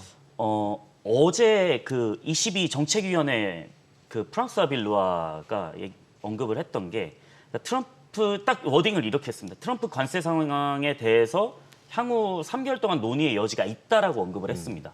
그러면은 지금 저도 사실 헷갈리는 게 이게 명확하게 딱 중국과 손잡겠다 이런 내용이 아니고 그러니까 누구는 이렇고 사실 좀 분포가 많이 돼 있거든요. 네. 근데 EU가 7월 달에 또 중국과 정상회담을 또 개최를 한다는 말이죠. 네. 그럼 7월은 사실 3개월 90일하고 딱 겹치잖아요. 네. 겹치는데 참 그때 가서 논의가 나올까? 7월 달 가서 그런 생각이 좀 드는 거고 일단은 중국하고 EU가 같은 방향성인 건 맞는 것 같습니다. 일단 거부감, 미국에 대한 거부감은 네. 있는데 근데 이게 지금 중국 내 사실 그 관세를 올리게 되면은 지금 안 그래도 경제를 올리겠다, 뭐 디플레 얘기도 많이 나오고 있는데 여기서 아픈데 소금 뿌리면 더 아프잖아요. 그렇죠. 근데 소금. 그게 저는 지금 중국이 좀 처한 상황이잖아요. 지금 열심히 경기 부양하려고 뭐 돈 풀고 이러고 있는 와중에 갑자기 관세를 때려 맞으면 이 디플레 그 시진핑의 약점을 좀 잘 아는 거죠. 그래서 저는 EU랑 그렇게 돼 있더라도 일단 7월 달에는 정상회담이 개최가 되더라도 좀 너무 늦다라고 너무 생각을, 늦다. 네, 그럼 갖고 이미 있습니다. 다 결정이 된 다음에 7월 달을 맞이하게 될 것이다. 네, 그렇게 그러면 생각은 중국의 입장에서는 얻을 게 없겠네요. 이미 그때는 게임이 좀 끝나지 끝난 않을까라는 생각이고 저도 지금 글로벌 증시 보면서 너무 헷갈립니다. 이게 왜 자고 일어나면 80%였다가 120% 되고 네. 자고 일어나면 145% 되고 계속 바뀌죠. 계속 바뀌고 있잖아요. 예, 예. 사실 저도 이렇게 대본을 쭉 정리를 했는데 사실 이거를 다 읊어드릴 수가 없는 게 이 타임라인이 너무 많이 자주 바뀌다 아니, 보니까 그리고 우리가 이게 또 이따 저녁 또 재방송이 나가는데 네. 그때 돼서 또 트럼프가 만약에 어떤 말을 하면 그쵸. 그게 재방인지 모르시는 분들은 또 헷갈리실 것 같아요. 또 트럼프가 트루소셜에서 네. 이제 본인이 운영을 하는 그러니까, 거다 보니까 네. 현지 시간으로 아침에 일찍 일어나세요 또. 네. 그래서 제가 그래서 맞아요. 힘들어요. 좀 나이도 46년생이시고 그런데 너무 열정 어르신이잖아요 사실 저희 입장에서는 어르신이죠. 네. 어르신인데 좀 열정이 대단하긴 하세요. 그래서 잠을 언제 주무시나 이런 생각 들 정도로. 그래서 저는 SNS 관리자가 있나 아닌 게 이런 생각도 했거든요. 보시 네. 있지 않을까요? 네. 네. 그래서 참 어렵다. 지금 변동성이 너무 크다라고 좀 말씀을 드려야겠고. 그래서 지금은 사실 이런 얘기를 나누기보다는 저는 큰 방향성은 봐야 된다라는 건데 저는 큰 방향성에서는 지금 미국이 짠 판에는 잘 돌아가고 있는 것 같습니다. 돌아가고 있다. 왜 그러냐면 70개 국가들이 미국한테 전화해서 관세 협상하겠다라고 하는 거고 사실 우리나라나 일본 같은 경우에는 관세로 안 하는 대신에 너네가 LNG 참여하면 우리가 빼줄게라는 거잖아요. 결국에는 그 현금 대신에 그러면은 현물을 가져와라는 거랑 저는 비슷하다라고 생각을 하는데 이 관세 판에 대해서 저는 중국이 덫이 제대로 걸렸다라고 스콧 벤세트가 얘기를 했는데 이게 딱 맞는 표현인 것 같습니다. 지금 다른 국가들은 중국 빼고 다 달려가고 있고 네. 중국은 어쨌든 자존심은 지켜야 되지만 예. 2018년 때랑 좀 비슷한 내용이거든요. 그때도 18년도 3, 4분기 때 중국하고 미국하고 치고받으면서 그때 딱 조정이 30% 나왔습니다. 3분기부터 시작해가지고 예. 그때 알루미늄부터 시작해서 굉장히 많은 타격 뭐 하겠다라고 하고 시진핑도 결국에 안 하겠다라고 했는데 그게 한 6개월 정도 가긴 했습니다. 네. 근데 이번에는 그 뉘앙스보다는 조금 더 센 뉘앙스는 맞습니다. 그때는 시차가 있으면서 우리가 대응할 시간이 좀 있었는데 지금은 한 번에 지금 거의 일주일 사이에 46%였는데 막 145%뭐 이렇게 맞아요. 됐잖아요. 네. 그러니까 너무 급박한 상황이 돼버린 건데 그때 당시에도 거의 30% 조정이 나오고 중국과 어느 정도 해결을 하고 나서 증시가 다시 쭉 올라갔거든요. 네. 근데 그런 것들 봤을 때는 결국에는 아직까지는 꽃놀이 패는 미국이 좀 가지고 있지 오히려. 않나. 네. 근데 너무 많은 신뢰를 잃지 않았나요 이번에? 저는 딱 쉽게 표현을 하자면 그런 것 같아요. 미국 이제 뭐 부채도 많고 뭐 뚱뚱해. 사람으로 비유하자면 네. 이제 뚱뚱해서 한물 갔네라는 건데 기초 체력을 또 다지는 거죠. 이제 커팅해야 되는 거죠. 지방을 커팅하고 해서 근육을 좀 기르는 디톡스. 네, 디톡스를 해야 되는 건데 네. 이게 또 6개월 뒤에 디톡스를 열심히 하면은 또 힘이 세진 상태로 나타나는 거죠. 저는 네, 그게 도지의 하나이지 않을까라는 거고 도지가 지금 있는 이유 중에 예. 하나고 그게 이제 130일이니까 이번 연도 한 5월쯤 5월 5월 말쯤에 끝나는. 그걸 끝나야 되는 건데 그때쯤 전에는 뭔가 마무리가 좀 되지 않을까라는 생각을 하고 있어서 아무리 미국이 뚱뚱해져서 뭐 비만 됐네. 진짜 비만 말고 그러니까 체력적으로. 네. 근데 이제 또 커팅을 잘 하면은 기초 체력도 괜찮게 나타나면 또 패권국으로 유지할 수 있는 그런 방향성을 좀 가져가지 않을까라는 생각을 좀 갖고 있습니다. 저는 이제 미중 관세가 지금 본격화되고 있다 보니까 이게 사실 뭐 몇 %인지 별 의미가 없어졌어요. 네, 그렇죠, 중요한 거는 실제로 이제 기업들이 얼마나 타격을 입느냐, 요거 네. 좀 많이들 관심 가지실 것 같은데 지금 보면 애플하고 테슬라 이 두 기업 같은 경우는 미중 관세에서 어쨌건 전쟁에서 영향을 받는다라는 얘기고 그래서 테슬라 주가도 약간 그런 부분 얘기가 나오잖아요. 그리고 오늘 아까 제가 찾아보니까 그 얘기가 있어요. 중국 온라인에서 그 테슬라 일부 모델 신규 주문이 중단됐다라는 소식이 있는데 요거 좀 자세히 알려주시고 실제로 중국에서의 그 매출 비중이 얼마나 되는지도 궁금하고 좀 전반적인 거 좀 알려주세요.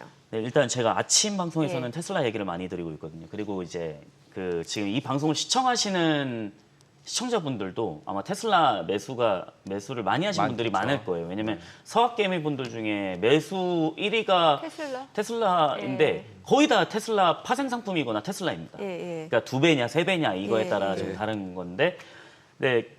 많이 궁금해하실 텐데 그 아까 앵커님께서 말씀하신 거는 그 테슬라 중국 웹사이트에서 이제 모델 S랑 예. 모델 X 그러니까 1억 넘어가는 네, 차입니다. 네. 이거는 고급. 굉장히 예.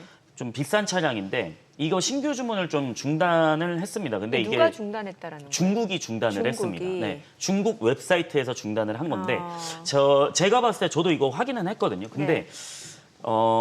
두 가지 이유 추측되는 게 있습니다. 첫 번째는 관세 때문이냐. 자, 두 번째는 리프레시 모델을 이제 만드냐라는 건데 저는 관세 때문이 좀 맞다라고 좀 생각을 하고 있고요. 왜냐하면은 모델 S랑 X는 중국에서 생산을 안 합니다. 아예. 아, 수입이니까. 네, 미국에서만 생산을 하고 있어요. 그러니까 지금 약간 보복 차원에서 하는 거예요? 뭐 그렇죠. 근데 사실 이거 중단해봤자 큰 영향이 없어요. 왜냐하면 원래 잘 안 팔리는 원래 모델이기 모델 때문에 Y가 잘 팔리는 모델 Y는 전 세계에서 내연기관 합쳐서도 제일 잘 팔립니다. 거예요. 그렇죠. 그래서 뭐 큰 의미 이것도 사실 중국이 가진 패로는 큰 의미가 없다라고 생각을 하고 있고요. 이거에 주가가 미치는 영향은 저는 좀 적을 거라고 생각을 하고 있고요. 그다음에 중국에서 그러면은 판매되는 판매량을 네. 제가 좀 이거 데이터를 가져왔는데 이건 제가 매 주마다 그 중국 자동차 협회가 있습니다.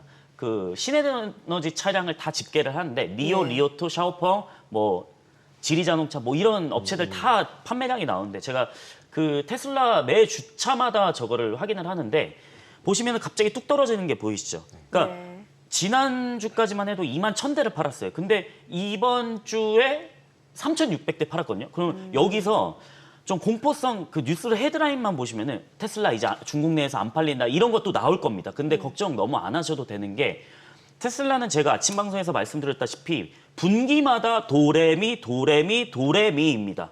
뭐냐면 1분기는 1, 2, 3월이 있고요. 2분기는 4, 5, 6월이 있고요. 3분기는 7, 8, 9월이 있고요. 근데 분기 첫 달에는 수출 물량을 밀어냅니다. 내수 판매가 아니고. 아, 유럽으로 보내야 돼요. 네. 우리나라도 그 보내야 되겠죠. 근데 지난주까지가 3월 30 마지막 주였거든요. 네. 그러면은 2만 1,000대 딱 팔고 나서 이번 주가 이제 4월 그 4월 첫 주가 4월 첫 주. 네. 분기 2분기 첫째 달이잖아요. 예. 수출 물량에 집중을 한다는 거죠. 그러니까 밀어내기 방식이 계속 있었어요. 이거는 몇 년 동안. 그래서 너무 걱정 안 하셔도 된다라고 생각을 하고 있고요. 그리고 테슬라는 관세 영향이 크게 없습니다. 왜냐하면 상하이 공장이 있고요. 네. 그다음에 미국 내에서는 중국 거 수입 안 하거든요. 어, 캘리포니아 공장이랑 프리몬트 공장이랑 그다음에 텍사스 공장이 있습니다. 네. 그래서 그 전체 완성차 제조업체랑 테슬라랑 다 비교를 했을 때 중국의 의존도가 가장 높은 데가 현대고요. 예. 그 다음에 가장 적은 데가 테슬라입니다. 현대는 그래서 달려갔죠. 제철소 짓겠습니다. 그 다음에 투자하겠습니다. 당연히 그럴 수밖에 없는 게 노출이 많이 되어 있으니까.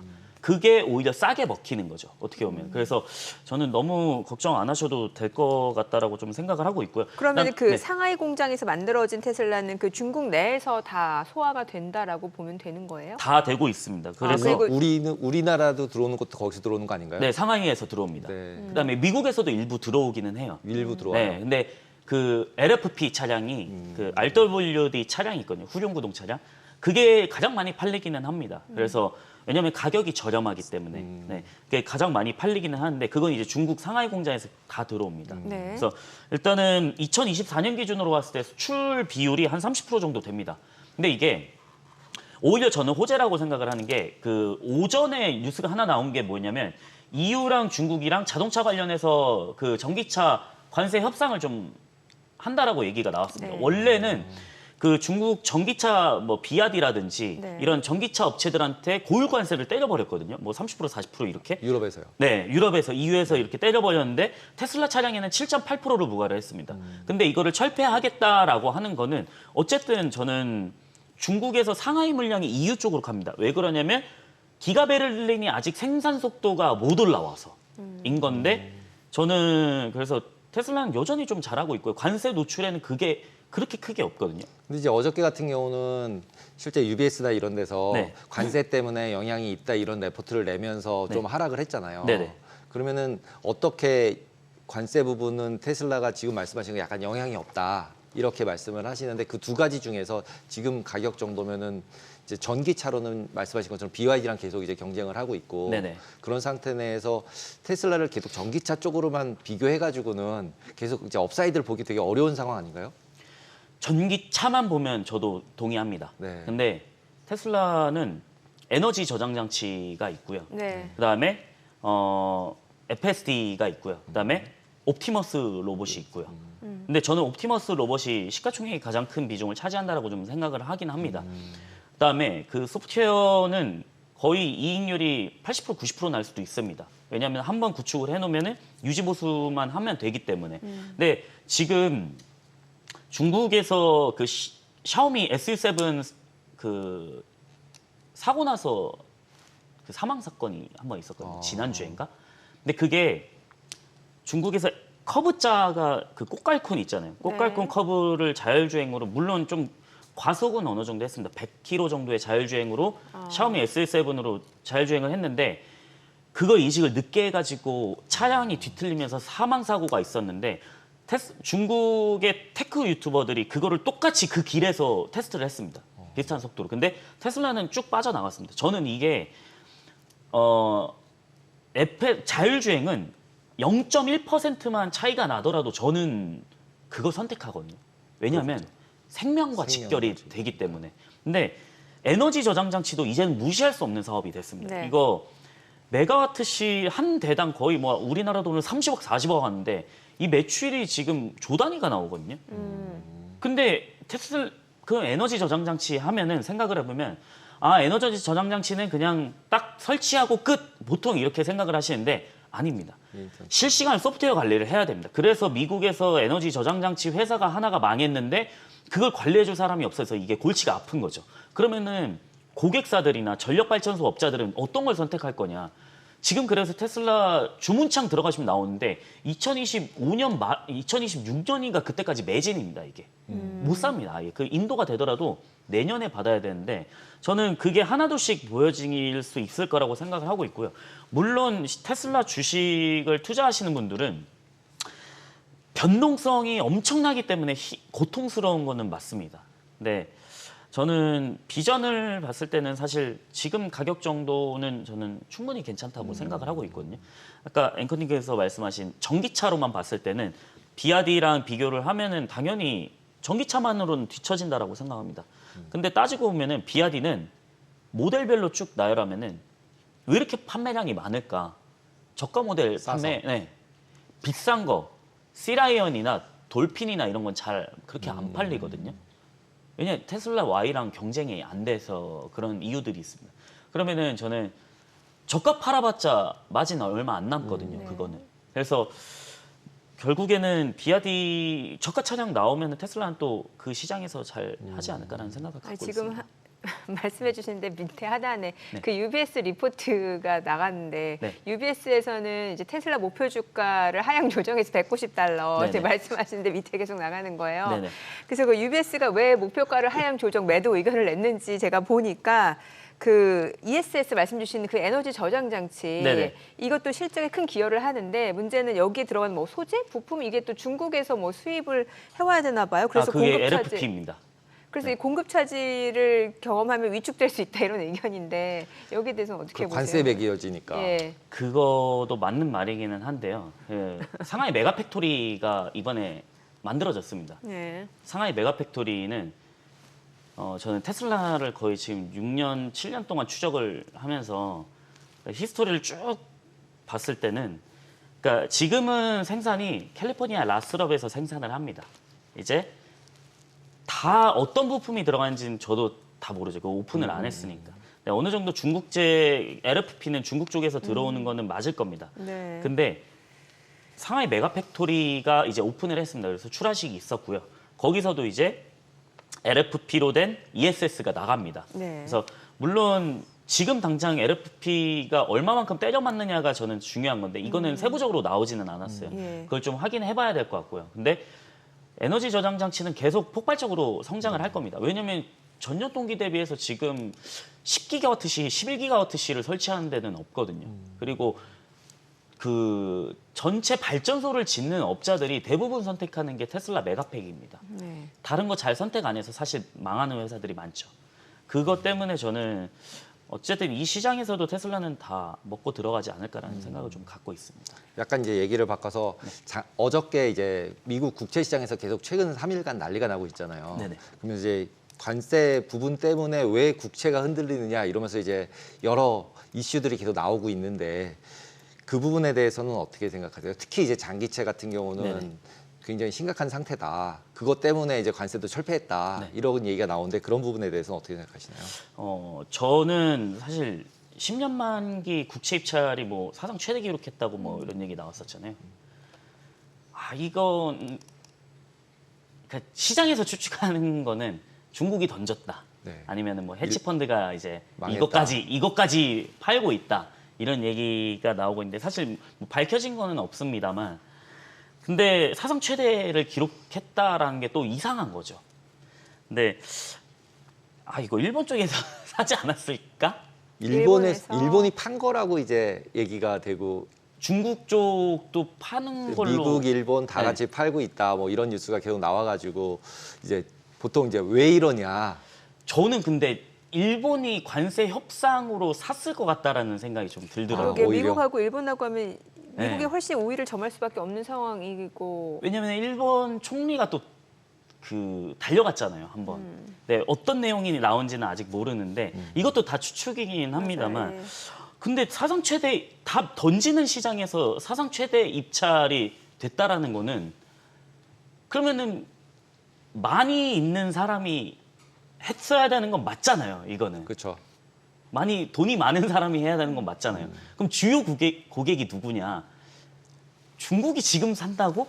중 안 사겠죠. 네. 네. 중국이 지금 산다고는 저는 아닌 것 같거든요. 중국 안 사겠죠. 네. 그다음에 헤지펀드가 지금 산다고 지금 손실이 좀 클 텐데 마진콜 당할 여력이 좀 있다라고 얘기 나왔는데 지금 이걸 산다고? 그것도 아닌 것 같고 그러면은 누구지? 했을 때 일본밖에 뭔가 리스트가 없는 거죠. 네. 제일 안 살 것 같은 사람은 둘이고 그래서 저는 일본이 좀 관세 협상으로 좀 매수를 하지 않았을까라는 생각을 좀 갖고 있어가지고 네. 참 좀 특이한 시장이었습니다. 사실 그렇죠. 특이한 네. 시장이어서 네. 이걸 이제 어떻게 해석을 할까 여쭤봅니다. 네. 협상으로는 이것도 지금 우리가 얘기하는 게 다 추측이잖아요. 지금은 네, 추측이죠. 추측인데 저는 관세 협상으로는 어떤 거든 뭔가 내놓을 것 같다라는 생각을 합니다. 그래서 이게 마무리되려면 시간이 좀 걸릴 텐데 저는 지금 당장은 뭐 발표된 게 없어서 시장이 반응을 안 하는 건 맞다라고 생각을 합니다. 근데 지금 나스닥이나 S&P나 이렇게 떨어진 정도라고 했을 때는 2018년하고 비교를 했을 때도 그때 분위기를 보면은 진짜 좀 심각하긴 했었거든요. 네네. 나스닥 30% 떨어지면서 그때 시장에 참여하고 계신 투자자분들은 좀 공포 심리가 좀 만연해서 아마 이번 연도 트럼프가 집권했을 때도 공포심에 좀 있으신 그때 기억을 떠올리시면 공포심에 좀 있으신 분들이 많았을 거예요. 근데 지금 정도 30% 거의 한 30% 떨어지긴 했거든요. 고점 대비해 가지고 저는 좀 매수 기회라고 있다. 생각을 합니다. 네. 지금 주식 시장도 그래서 네.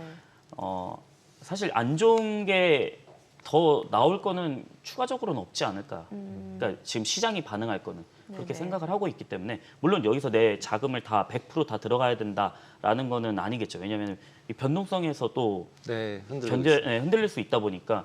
근데 매력적인 매수 구간은 맞다. 네, 맞다라고 좀 생각을 하고 있습니다. 그 또 테슬라면 빼놓을 수 없는 게 이제 일론 머스크인데 최근에 보면은 그 관세 책사로 알려진 그 피터 나바로하고 네. 굉장히 의견이 달랐잖아요. 이견이 엄청나고 서로 예, 좀 안 좋은 용어까지 써가면서 이제 바보다라는 식으로까지 해가면서 일론 머스크. 일론 머스크가 피터 나바로한테 이제 결국에는 이제 상호 관세에 대해서는 90일간 네. 뭐 유예가 된 상황이고 그래서 이거를 일각에서는 이제 머스크의 승리다 뭐 이런 얘기도 나오곤 있습니다만 여전히 관세 정책과 관련해서는 이제 트럼프하고 이제 머스크가 좀 충돌을 일으키는 부분이 있잖아요.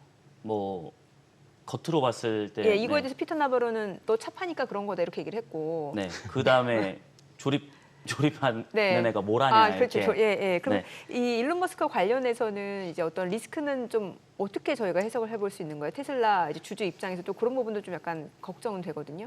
근데 베세트 어쨌든 지금 중요한 관세에서 진짜 행하고 있는 사람은 베센트잖아요. 예. 나바로는 그냥 옆에서 코멘트. 네. 그렇긴 하죠. 예. 네. 그 사실 바보보다 더 센 워딩이 나오긴 했잖아요. 그렇죠. 네, 방송에서 얘기할 수 없는, 언급하기가 힘든. 예. 언급할 수 없는 예, 그런 예. 얘기가 나왔는데 그 정도로 좀 악화가 됐는데 그래서 하버드 나와도 모른다. 그러니까 네. 뭐 차 예, 조립쟁이가 맞아요. 뭘 하냐 뭐 이런 예. 얘기를 하는데 저는 어쨌든 베센트가 사실 어느 정도 일론의 손을 좀 들어준 모습들이 있었다라고 네. 생각을 합니다. 왜 그러냐면 본인이 관세는 본인이 하고 그다음에 뭐 나바로는 이제 옆에서 조언을 하는 거다라고 얘기를 했으니까 그리고 네. 베센트랑 일론이랑 좀 공통된 견해들도 있었거든요. 그래서 오히려 좀 친밀 관계는 일론과 베센트가 좀 있지 더 않을까. 같은 편이다. 네. 네, 그런 생각들을 좀 네. 갖고 있고 사실 일론 입장에서는 관세를 철폐해야 되는 건 맞죠. 일론 입장에서는. 네. 왜냐하면 본인의 주식도 있고 그다음에 기업을 운영하는 입장에서 그리고 도지의 임기가 이제 5월 달이면 좀 끝날 텐데 그래서 비공식적으로 요청을 한 건 맞지만은 어쨌든 그 판 안에서 지금 잘 돌아가고 있는 것 같습니다. 그 도지 말씀 주셨으니까 좀 여쭤보고 싶은 네. 게 사실 그 다치 수장되기 전에 그 정부 예산 절감 목표 2조 달러 제시했다가 네. 다시 이제 수장되고 나서 1조 달러 제시했다가 이번에 보니까 1,500억 달러 1조에 1,500억 달러 쪼그라들었단 말이죠. 그 도지 트래커를 보면은 제가 네. 오늘은 못 봤거든요. 그 지금 총 7.5% 정도 하기는 했습니다.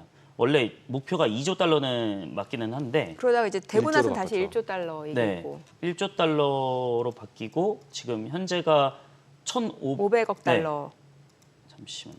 근데 네. 지금 이미 달성은 했거든요. 그러니까 1,500억 달러 절감이 예상된다. 네, 이미 절감은 됐습니다. 이건 그러면 7.5% 정도 했습니다. 그래서 목표 대비로는 한참 못 미친 건데 이미 그래서 지금까지는 이게 그렇죠. 추진 동력이 약화된 거 아니냐라는 얘기들을 해요. 지금 언론에서는. 근데 저는 뭐 2조 달러냐 1조 달러냐 그런 것도 중요하기는 하지만 네.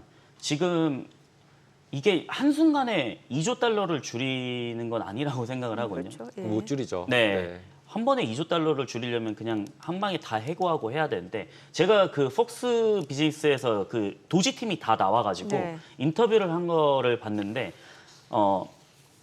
오해가 있었던 부분들도 제가 말씀을 드리자면 그 영상을 한번 찾아보시면 다 네. 나오기는 합니다. 근데 도지팀에서 어떤 얘기를 했냐면 사실 그 해고당하는 사람은 일부라고 얘기를 했습니다.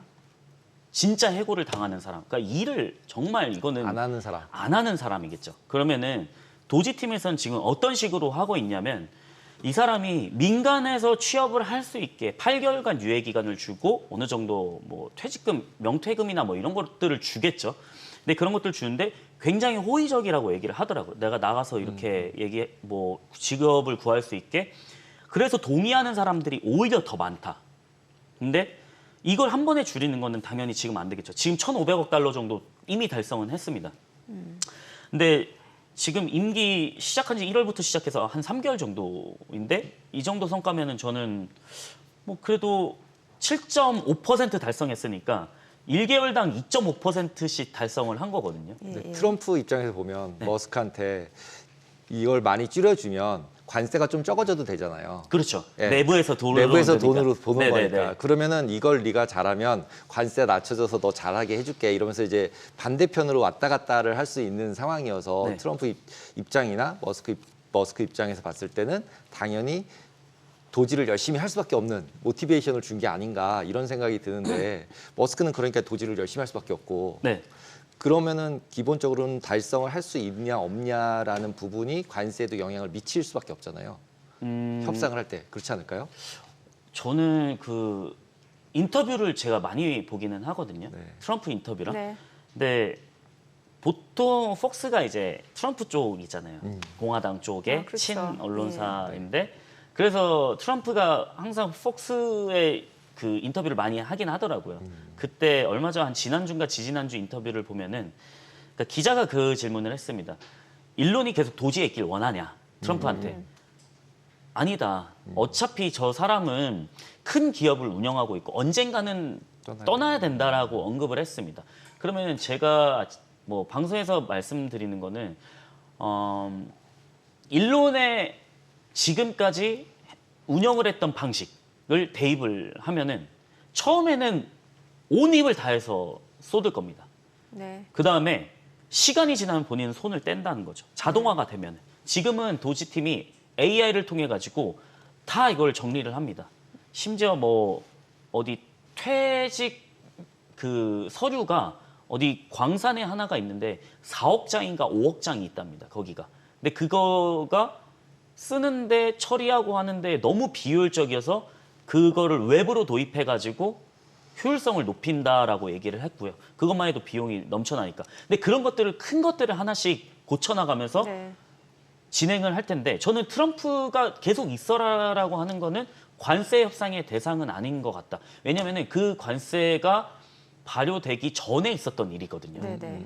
그래서 너가 2조 달러를 하면은 내가 너한테 테슬라나 스페이스X 그쪽에 수혜를 줄게 라는 것보다 지금 트럼프 입장은 저는 되게 일론한테 고마울 것 같다라는 생각이 좀 더 큽니다. 왜냐면은 본인 손에 피를 안 묻히게 해줬잖아요.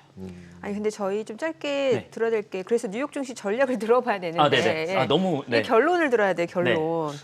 아니 저한테 오늘 오전에 되게 좋은 명언을 하나 보내주셨잖아요. 네. 큰 수익은 시간에서 나오는 거다. 네. 여전히 뉴욕 증시 성장주 테슬라 비롯해서 이런 종목들 좋게 보시는 건지. 저는 간단하게. 다 좋게 보고 있고요. 이제 예. AI 쪽에서는 이제 뭐 개별적인 종목들 투자하신 분들 많다 네네. 보니까 최근에 서학개미 분들은 이제 팔란티어라든지 뭐 애플보다는 엔비디아 또 많이 아, 그렇죠. 애플은 요즘 좀 서학개미들이 낮아진 것 같아요. 좀 매수 안 하시는 것 같고 예. 이게 그 한국 결제원 들어가면은 다 나오거든요. 나오고. 예탁 결제원 들어가면 다 나오거든요. 그래서 달러로 다 나오는데 일단 테슬라가 제일 많이 그 매수를 하셨고 그다음에 뭐 팔란티어도 많이 매수를 하시더라고요. 네. 근데 팔란티어도 지금 이게 조정인가? 이 정도로 사실 아직 잘 버티고 있습니다. 근데 맞아요. 저는 AI 쪽에서는 이제 팔란티어도 괜찮다라고 생각을 하고 있고요. 그다음에 결국에는 팔란티어가 이번에 조선소도 그 오늘 조선주가 국내 네. 시장에서는 많이 올랐죠. 쭉 올라갔잖아요. 근데 HD 현대 쪽이랑 팔란티어랑 또 협약을 맺었습니다. 그래서 이게 온톨로지화를 시켜가지고 제조라든지 생산이라든지 프로세스라든지 이런 거를 팔란티어 네. 프로세스에 도입을 AI 쪽에 도입을 한다라고 했을 때 물론 HD 현대가 고객사긴 하지만은 팔란티어 온톨로지나 뭐 AIP나 아니면은 이쪽에 AI 쪽에 도입을 했을 때 어떤 LLM을 쓰냐가 가장 관건이죠. 네. 뭐 그록을 쓰느냐, 아니면 GPT를 쓰느냐, 아니면은 뭐 중국은 못 쓰니까 뭐 다른 걸 네. 쓰느냐, 뭐 이렇게 달라질 텐데 저는 AI 쪽에서는 이제 팔란티어는 너무 강해질 것 같다라고 네. 생각을 하고 있고요. 그냥 우리가 말하는 AI면은 지금 챗 GPT 같은 거 아니야? 이런 게 아닙니다. 팔란티어는 네. 정말 정확한 온톨로지로서 이 회사의 문제가 뭐고 실시간으로 니네가 재고가 뭐가 비어 있어. 이쪽에는 날씨가 비가 내리니까 뭐 선글라스를 빼고 우산을 해놔야 돼. 이런 것들을 세세한 것까지 AI가 다 해준다는 거죠. 네. 그렇기 때문에 저는 그 팔란티어랑 테슬라 지금 서학개미 분들 많이 매수를 하셨는데 잘하고 있다. 여전히 잘하고 있다라고 생각을 하고 있습니다. 알겠습니다. 오늘 내용 잘 들었습니다. 고맙습니다.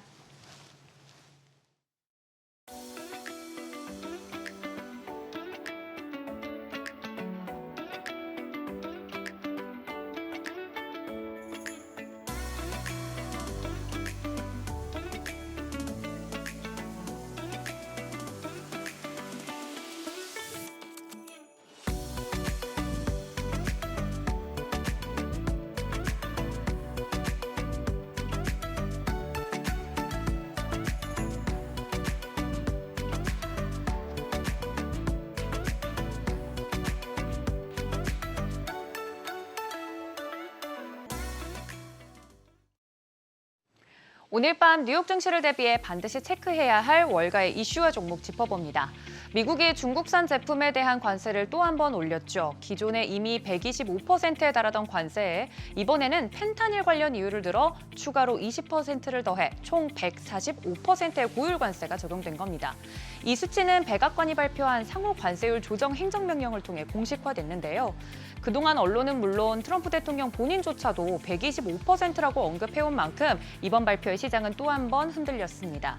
지난 2월과 3월 트럼프 대통령의 펜타닐 유입 문제와 불법 이민에 대한 대응 조치로 각각 20%씩 추가 관세를 붙였는데 이 부분이 기존 보도에선 빠졌던 거죠. 이와 관련해 트럼프 대통령은 중국과의 대화를 여전히 열어두곤 있지만 기본적으로는 강경한 태도를 유지하고 있습니다. 물가 상승에 대한 우려에는 당장은 비용이 들 수 있지만 결국엔 더 큰 보상이 따를 것이라며 낙관적인 전망을 내놨고요. 한편 중국 외 다른 70여 개국에 대해서는 일단 90일간 관세 유예 조치를 적용하고 있는데 이 조치를 연장할지에 대해선 아직 명확하게 밝힌 입장이 없습니다. 무슨 이유로 또 말이 바뀔지 몰라 여전히 불안한 상황입니다. 변동성이 이처럼 크다 보니까 안전자산에 대한 관심과 수요가 덩달아 커지고 있습니다. 이번 주 미국 재무부는 3년물, 10년물, 그리고 30년물 국채를 차례로 입찰했는데요. 먼저 3년물은 580억 달러 규모로 발행됐고 수익률은 3.784%, 응찰률은 2.47로 최근 평균보다는 다소 낮았습니다. 하지만 이튿날 진행된 10년물 입찰에선 시장 반응이 꽤 괜찮았습니다. 390억 달러가 발행됐고 수익률은 4.435%, 그리고 어제 30년물 입찰까지 마무리가 됐는데요. 특히 장기물에서 수요가 견고하다는 점은 시장에 안도감을 줬습니다.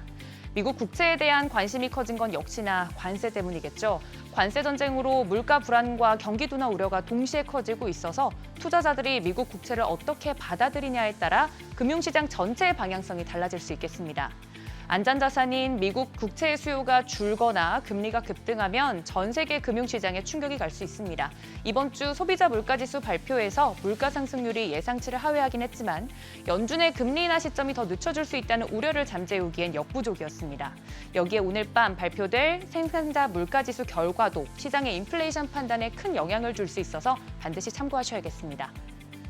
또 다른 안전자산인 금도 살펴보도록 하겠습니다. 최근 국제 금값이 또 한 번 사상 최고치를 경신했습니다.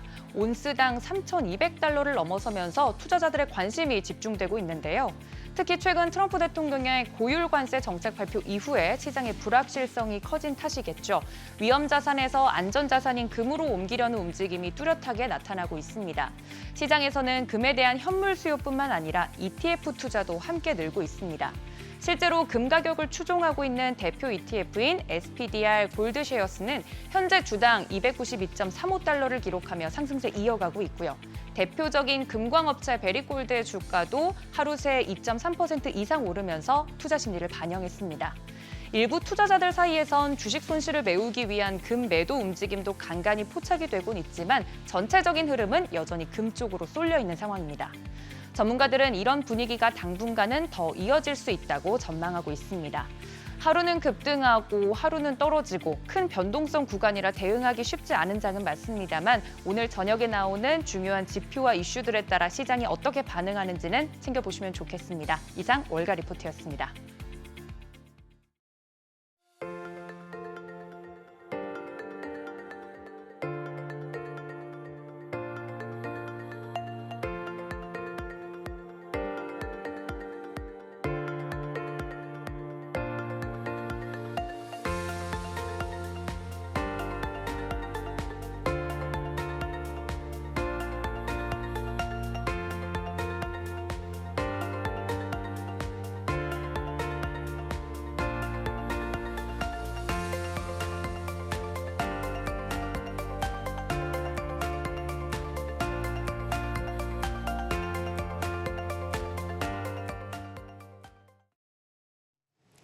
관세를 두고 벌이는 미중 간의 치열한 대립은 계속되고 있습니다. 자고 일어나면 새로운 조치가 나오고 한 발도 물러서지 않으려고 하는 영국이죠. 자, 그럴수록 또 우리나라는 어떤 식으로 대응책을 준비할지 고심이 클 수밖에 없을 것 같습니다. 숙명여대 경제학과 강인수 교수님 모시고 이야기 나눠보도록 하겠습니다. 어서 오세요. 안녕하세요. 안녕하세요. 네, 지금 보니까 이제 미국이 중국에 대해서 관세를 전일에는 125%, 그런데 여기에 펜타닐에 대한 부분까지 20% 추가해서 145% 발표를 했는데 뭐 합의 가능성, 합의를 원한다라고는 했는데 글쎄요. 지금 아직까지는 보면은 많은 분들이 그렇게 협상, 합의는 쉽지 않을 거다라고 예측을 하고 있거든요. 어떻게 보시나요? 뭐 궁극적으로는 합의가 되겠죠. 근데 예, 이제 궁극적으로. 지금 국면에서는 어느 쪽도 지금 먼저 손을 내밀려고 하지는 않고 네. 트럼프가 이제 계속 뭐 혼자 이렇게 네. 얘기하는 거는 뭐 시진핑이 뭐 연락을 할 것 같다. 뭐 이런 식의 그렇죠. 자기가 원하는 거죠, 사실은. 연락이 해줬으면 먼저 와야 좋겠다는 되겠다. 거죠. 예. 뭐 그걸 받고 싶은데 그러고 있는 상태인데 지금 이제 어디까지 미국도 그렇고 중국도 그렇고 버틸 수 있을지 그건 좀 지켜봐야 될 것 같아요. 그러니까 예전하고는 좀 우리 2018년도에 트럼프 일기 때 미국하고 중국하고 무역 전쟁이 있었고 그때도 한 20% 정도 관세를 부과했었어요. 그래서 중국이 타격을 좀 입었었고 위안화도 한 13% 정도 절하되고 그리고 그 이후에도 이제 뭐 바이든 행정부를 바뀌면서 그리고 또 2기 들어서면서도 중국에 대한 견제, 수출 통제, 기술 통제 이런 거는 계속 되어 왔거든요. 그래서 그러면서 이제 중국이 어떻게 보면 이제 내성이 좀 생겼어요.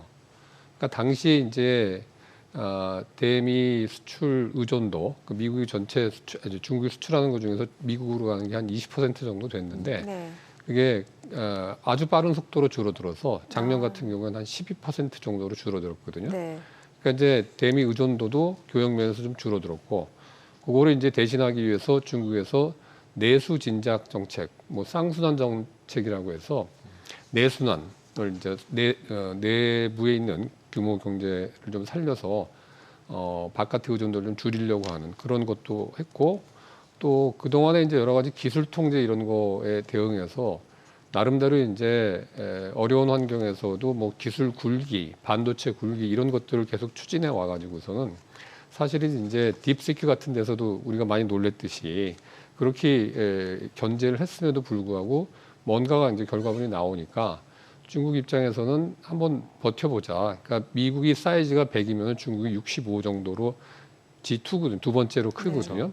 세 번째는 이제 격차가 많이 납니다. 독일인데 한 15% 정도밖에 안 되고 일본도 그 정도. 그러니까 중국 입장에서는 여러 가지 이제 그동안에 당해왔던 것 등등 그리고 시진핑이라는 사람이 이제 사실상 이제 3연임 하면서 거의 영구집권 체제로 들어가는 이런 분위기로 되다 보니까 어떻게 해서든지 자기 뭐 체면도 살리고 중국 공산당 또 이제 중국 건국 100주년 이런 큰 이벤트들이 앞으로 남아 있는데 거기에서 이제 어떤 자국민들의 뭐 일종의 자긍심, 뭐 애국심 이런 것까지 이제 활용해서 여론전까지 동원해서 우리가 좀 버텨보겠다. 이게 좀 미국이 뭔가 뭐 일방적인 행패를 부리고 있는 거다라는 식의 어떤 여론몰이를 지금 해나가고 있는 상황이라서 당장에는 뭐 이렇게 오늘 내일 사이에 굽힐 것 같지는 않아요. 그렇지만은 뭐 이 트럼프도 그렇고 시진핑도 그렇고 상당한 어떤 승부사 기질이 있기 때문에 네. 결정적일 때는 당연히 그건 이제 협상을 통해서 특히 이제 트럼프는 내부적으로 여러 가지 이제 뭐 주가 뭐 올라갔다가 내려갔다가 해서 뭐 뭔가 자신감을 주고 싶어하는 국민들한테 그런 메시지는 전하지만은 최근에 이제 금리가 특히 이제 10년물 국채 금리가 상당히 빠른 속도로 올랐거든요. 네. 그게 이제 미국 입장에서는 견디기가 상당히 힘듭니다. 미국이 지금 현재 정부 부채가 네. 한 3조 6천억 달러가 좀 넘거든요. 예. 우리 돈으로 하면 뭐 5경이 넘는 돈이라니까 어마무시하게 많은 돈인데 그걸로 인해서 이제 그 이자 부담이 작년 같은 경우에 이제 8,800억 불 정도 되는데 그게 우리 돈으로 하면 한 1,600억 조 남짓하게 예. 된다고 그래요. 1,200 그러니까 우리나라 1년 예산의 2배가 넘어요. 그러니까 그 정도 규모니까 그게 이제 사회보장 지출 다음으로 큰 비중을 차지하는 정부 지출 항목이 돼버리니까 감당하기가 너무 어려운 거예요. 네. 근데 그 이자 부담이 높으니까 당연히 이제 그거하고 많이 연동이 돼 있는 게 당연히 국채 금리인데 그걸 낮추고 싶어 하는 거죠. 낮추고 싶어 하는데 지금 이런 식으로 뭔가 불확실성 이런 것들이 키우는 관세 정책이 집행이 될 경우에 이자율이 올라가니까 그 부담이 상당히 지금 커지니까 정부 효율부 뭐 일론 머스크 고용해가지고서는 뭐 몇만 명씩 잘라대고 이래서 예산 절감하는 거와 다 그냥 뭐 의미가 없게 네. 이자로 또 지불해야 되는 이런 상황이 지금 계속되면은 트럼프도 이게 오래 버티긴 좀 힘들거든요. 그래서 원래 시진핑과 트럼프가 있는데 서로 누가 먼저 와라 힘겨루기를 하고 있는 상황이잖아요. 그러면은 결국은 항상 모든 거래가 그렇지만 불리한 사람이 먼저 이제 무릎을 꿇는 거잖아요. 그러면 지금 말씀하신 것처럼 대외 의존도를 낮췄고, 그다음에 내수 부양도 하고 있고, 그다음에 기초 체력도 올렸고 기술 굴기도 했고, 그다음에 이제 뭐 국가적으로 젊은 친구들 통해서 애국심 고양도 했고, 이렇게 해서 싸워볼 만하다 이렇게 결정을 하고 있는 시진핑과, 그다음에 지금 말씀하신 이자 부담 때문에 어쩔 수 없이 이제 따라갈 수밖에 없는 상태를 이제 시진핑의 입장에서는 그래서 계속 이제 중국이 판다, 채권을 팔아서 금리를 올리는 작전을 하고 있다, 이런 루머들이 계속 돌잖아요. 그러니까 제일 아픈 아킬레스건을 건드리고 있는 거라고도 볼 수 있는데, 그러면은 둘 중에 누가 더 불리한 상황일까요? 그 누가 더 불리하다고 지금 판단하기는 좀 성급한 게, 중국이 그럼 타격이 없냐? 그럼 타격이 엄청 큽니다. 지금 145% 관세라고 하는 거는 사실상 수출업자들이 감당하기 어려운 안 되는 수준이거든요. 그렇죠.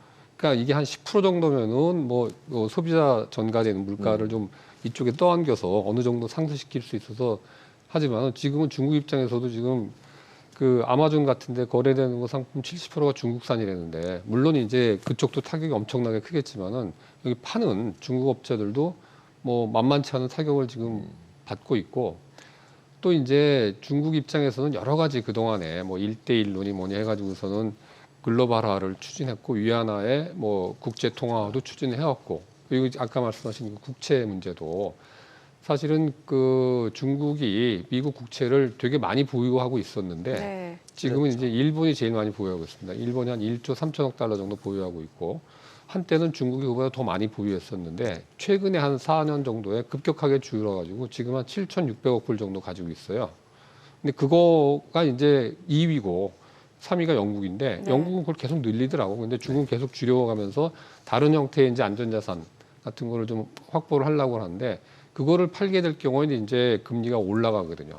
그러니까 아까 조금 전에 말씀하신 대로 그게 이제 본격적으로 미국 경제에 부담을 주게 되면은 트럼프 입장에서도 정말 껄끄러운 거죠. 근데 그 와중에서 이제 위안화가 사실은 지금은 이제 관세 올린 거를 위안화 절하로 좀 상쇄시킬 수 있는 여지는 조금 있고, 과거에도 그랬거든요. 한 13% 정도 절하가 돼서 무역 충격을 이제 한 20% 정도 삭감하는 정도를 했었는데, 지금 만약에 국채 갖다가 이제 팔기 시작하면 위안화가 가격이 올라갈 가능성이 많거든요. 그래서 중국 입장에서도 그 부분도 사실은 이렇게 어느 자기가 원하는 방향으로 꼭 결과가 나오란 보장은 없어요.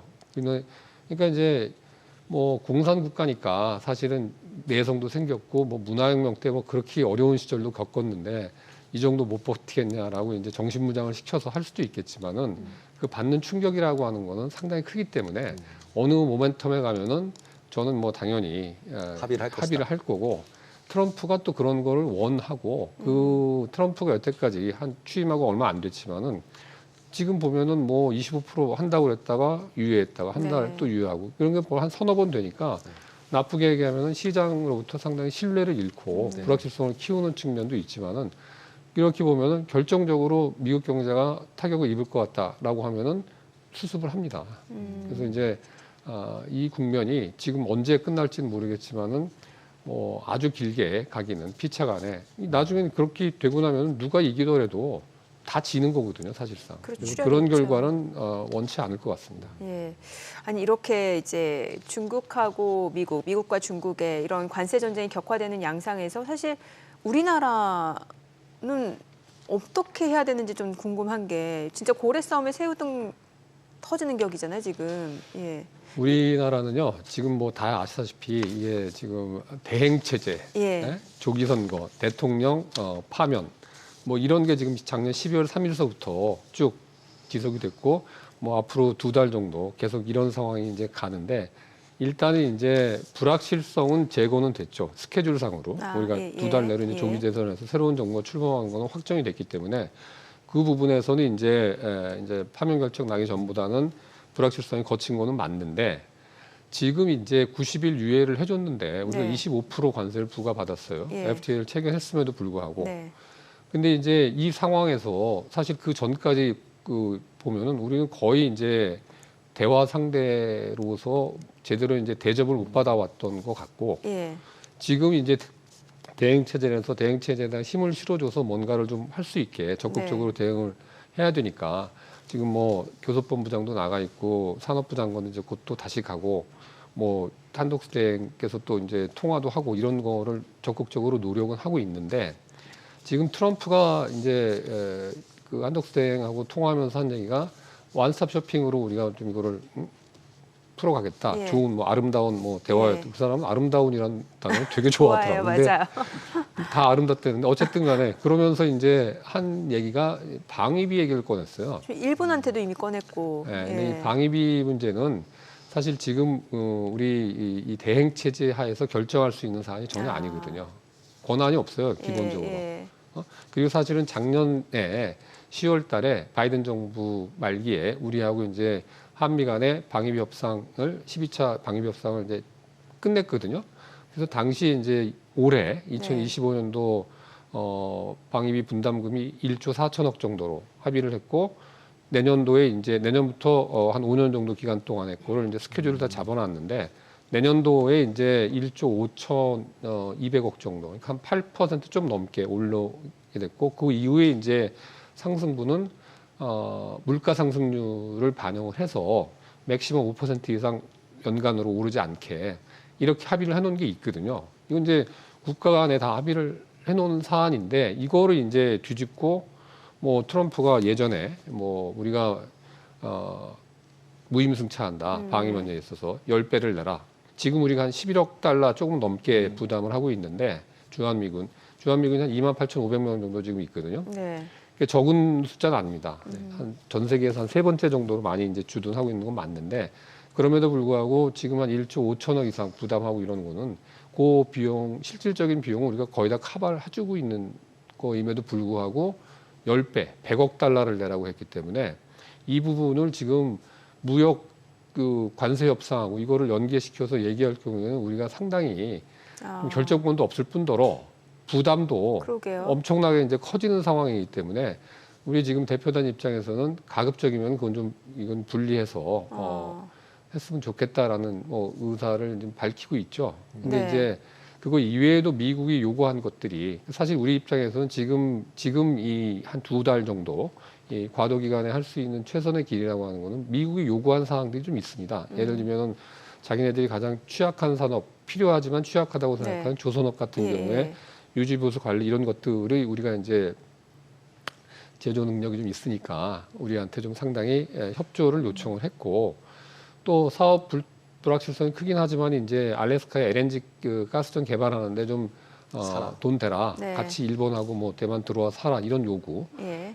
그리고 이제 지난달 말에 발표했던 무역장벽 보고서에서 지적된 한 21가지 정도 사안이 있습니다. 그 사안들 뭐 예를 들면 30개월령 넘어가는 소고기 수입을 16년째 지금 우리가 금지시키고 있는데 이런 거 풀어라. 뭐 기존에 해오던 주장인데 한 2개 정도가 추가되는 건 있어요. 어떤 근데 거예요?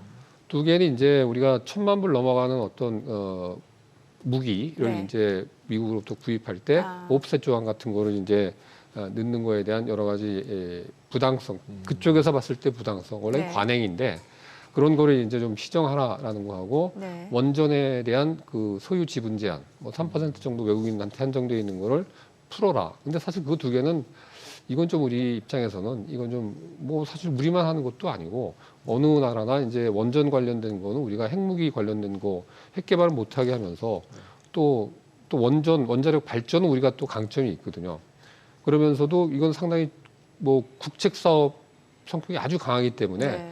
어느 정도 지분 제한을 하는 거에 대해서는 국제적으로 용인이 되는데 그런 것들을 추가로 2개 정도 이제 얹은 거고 나머지 분야는 이제 그동안에 쭉 지적이 되었던 것들인데 이제 그런 것들 중에서 다 수용하는 거는 좀 어렵고요.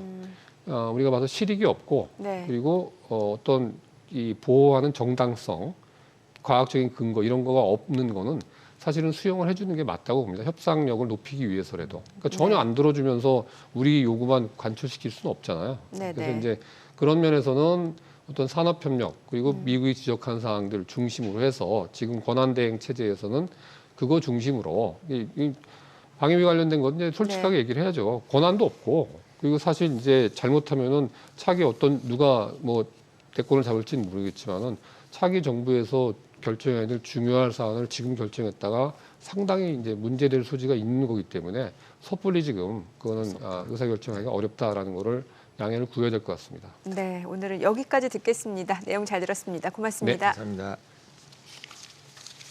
네, 오늘 일단 뭐 국내 증시가 코스닥이 또 많이 올랐고 지금 아시아 증시, 중국 증시도 좋잖아요. 네. 그러다 보니까 글쎄 오늘 뉴욕 증시도 약간의 좀 기대감 생기게 만드네요. 뉴욕 증시 하루는 오르고 하루는 네, 내리고 네. 반복되는 상황이어서 네. 오늘 같은 경우는 좀 반등을 기대해 봅니다. 네, 저희 방송 중에 전해드린 내용과 관련해서 모든 투자 판단의 책임은 투자자분들께 있다는 점 알려드립니다. 머니쇼 오늘 여기까지입니다. 여러분의 모든 경제 SBS 비지가 함께하겠습니다. 저희는 4월 14일 월요일 오후 3시에 다시 찾아뵙겠습니다. 고맙습니다.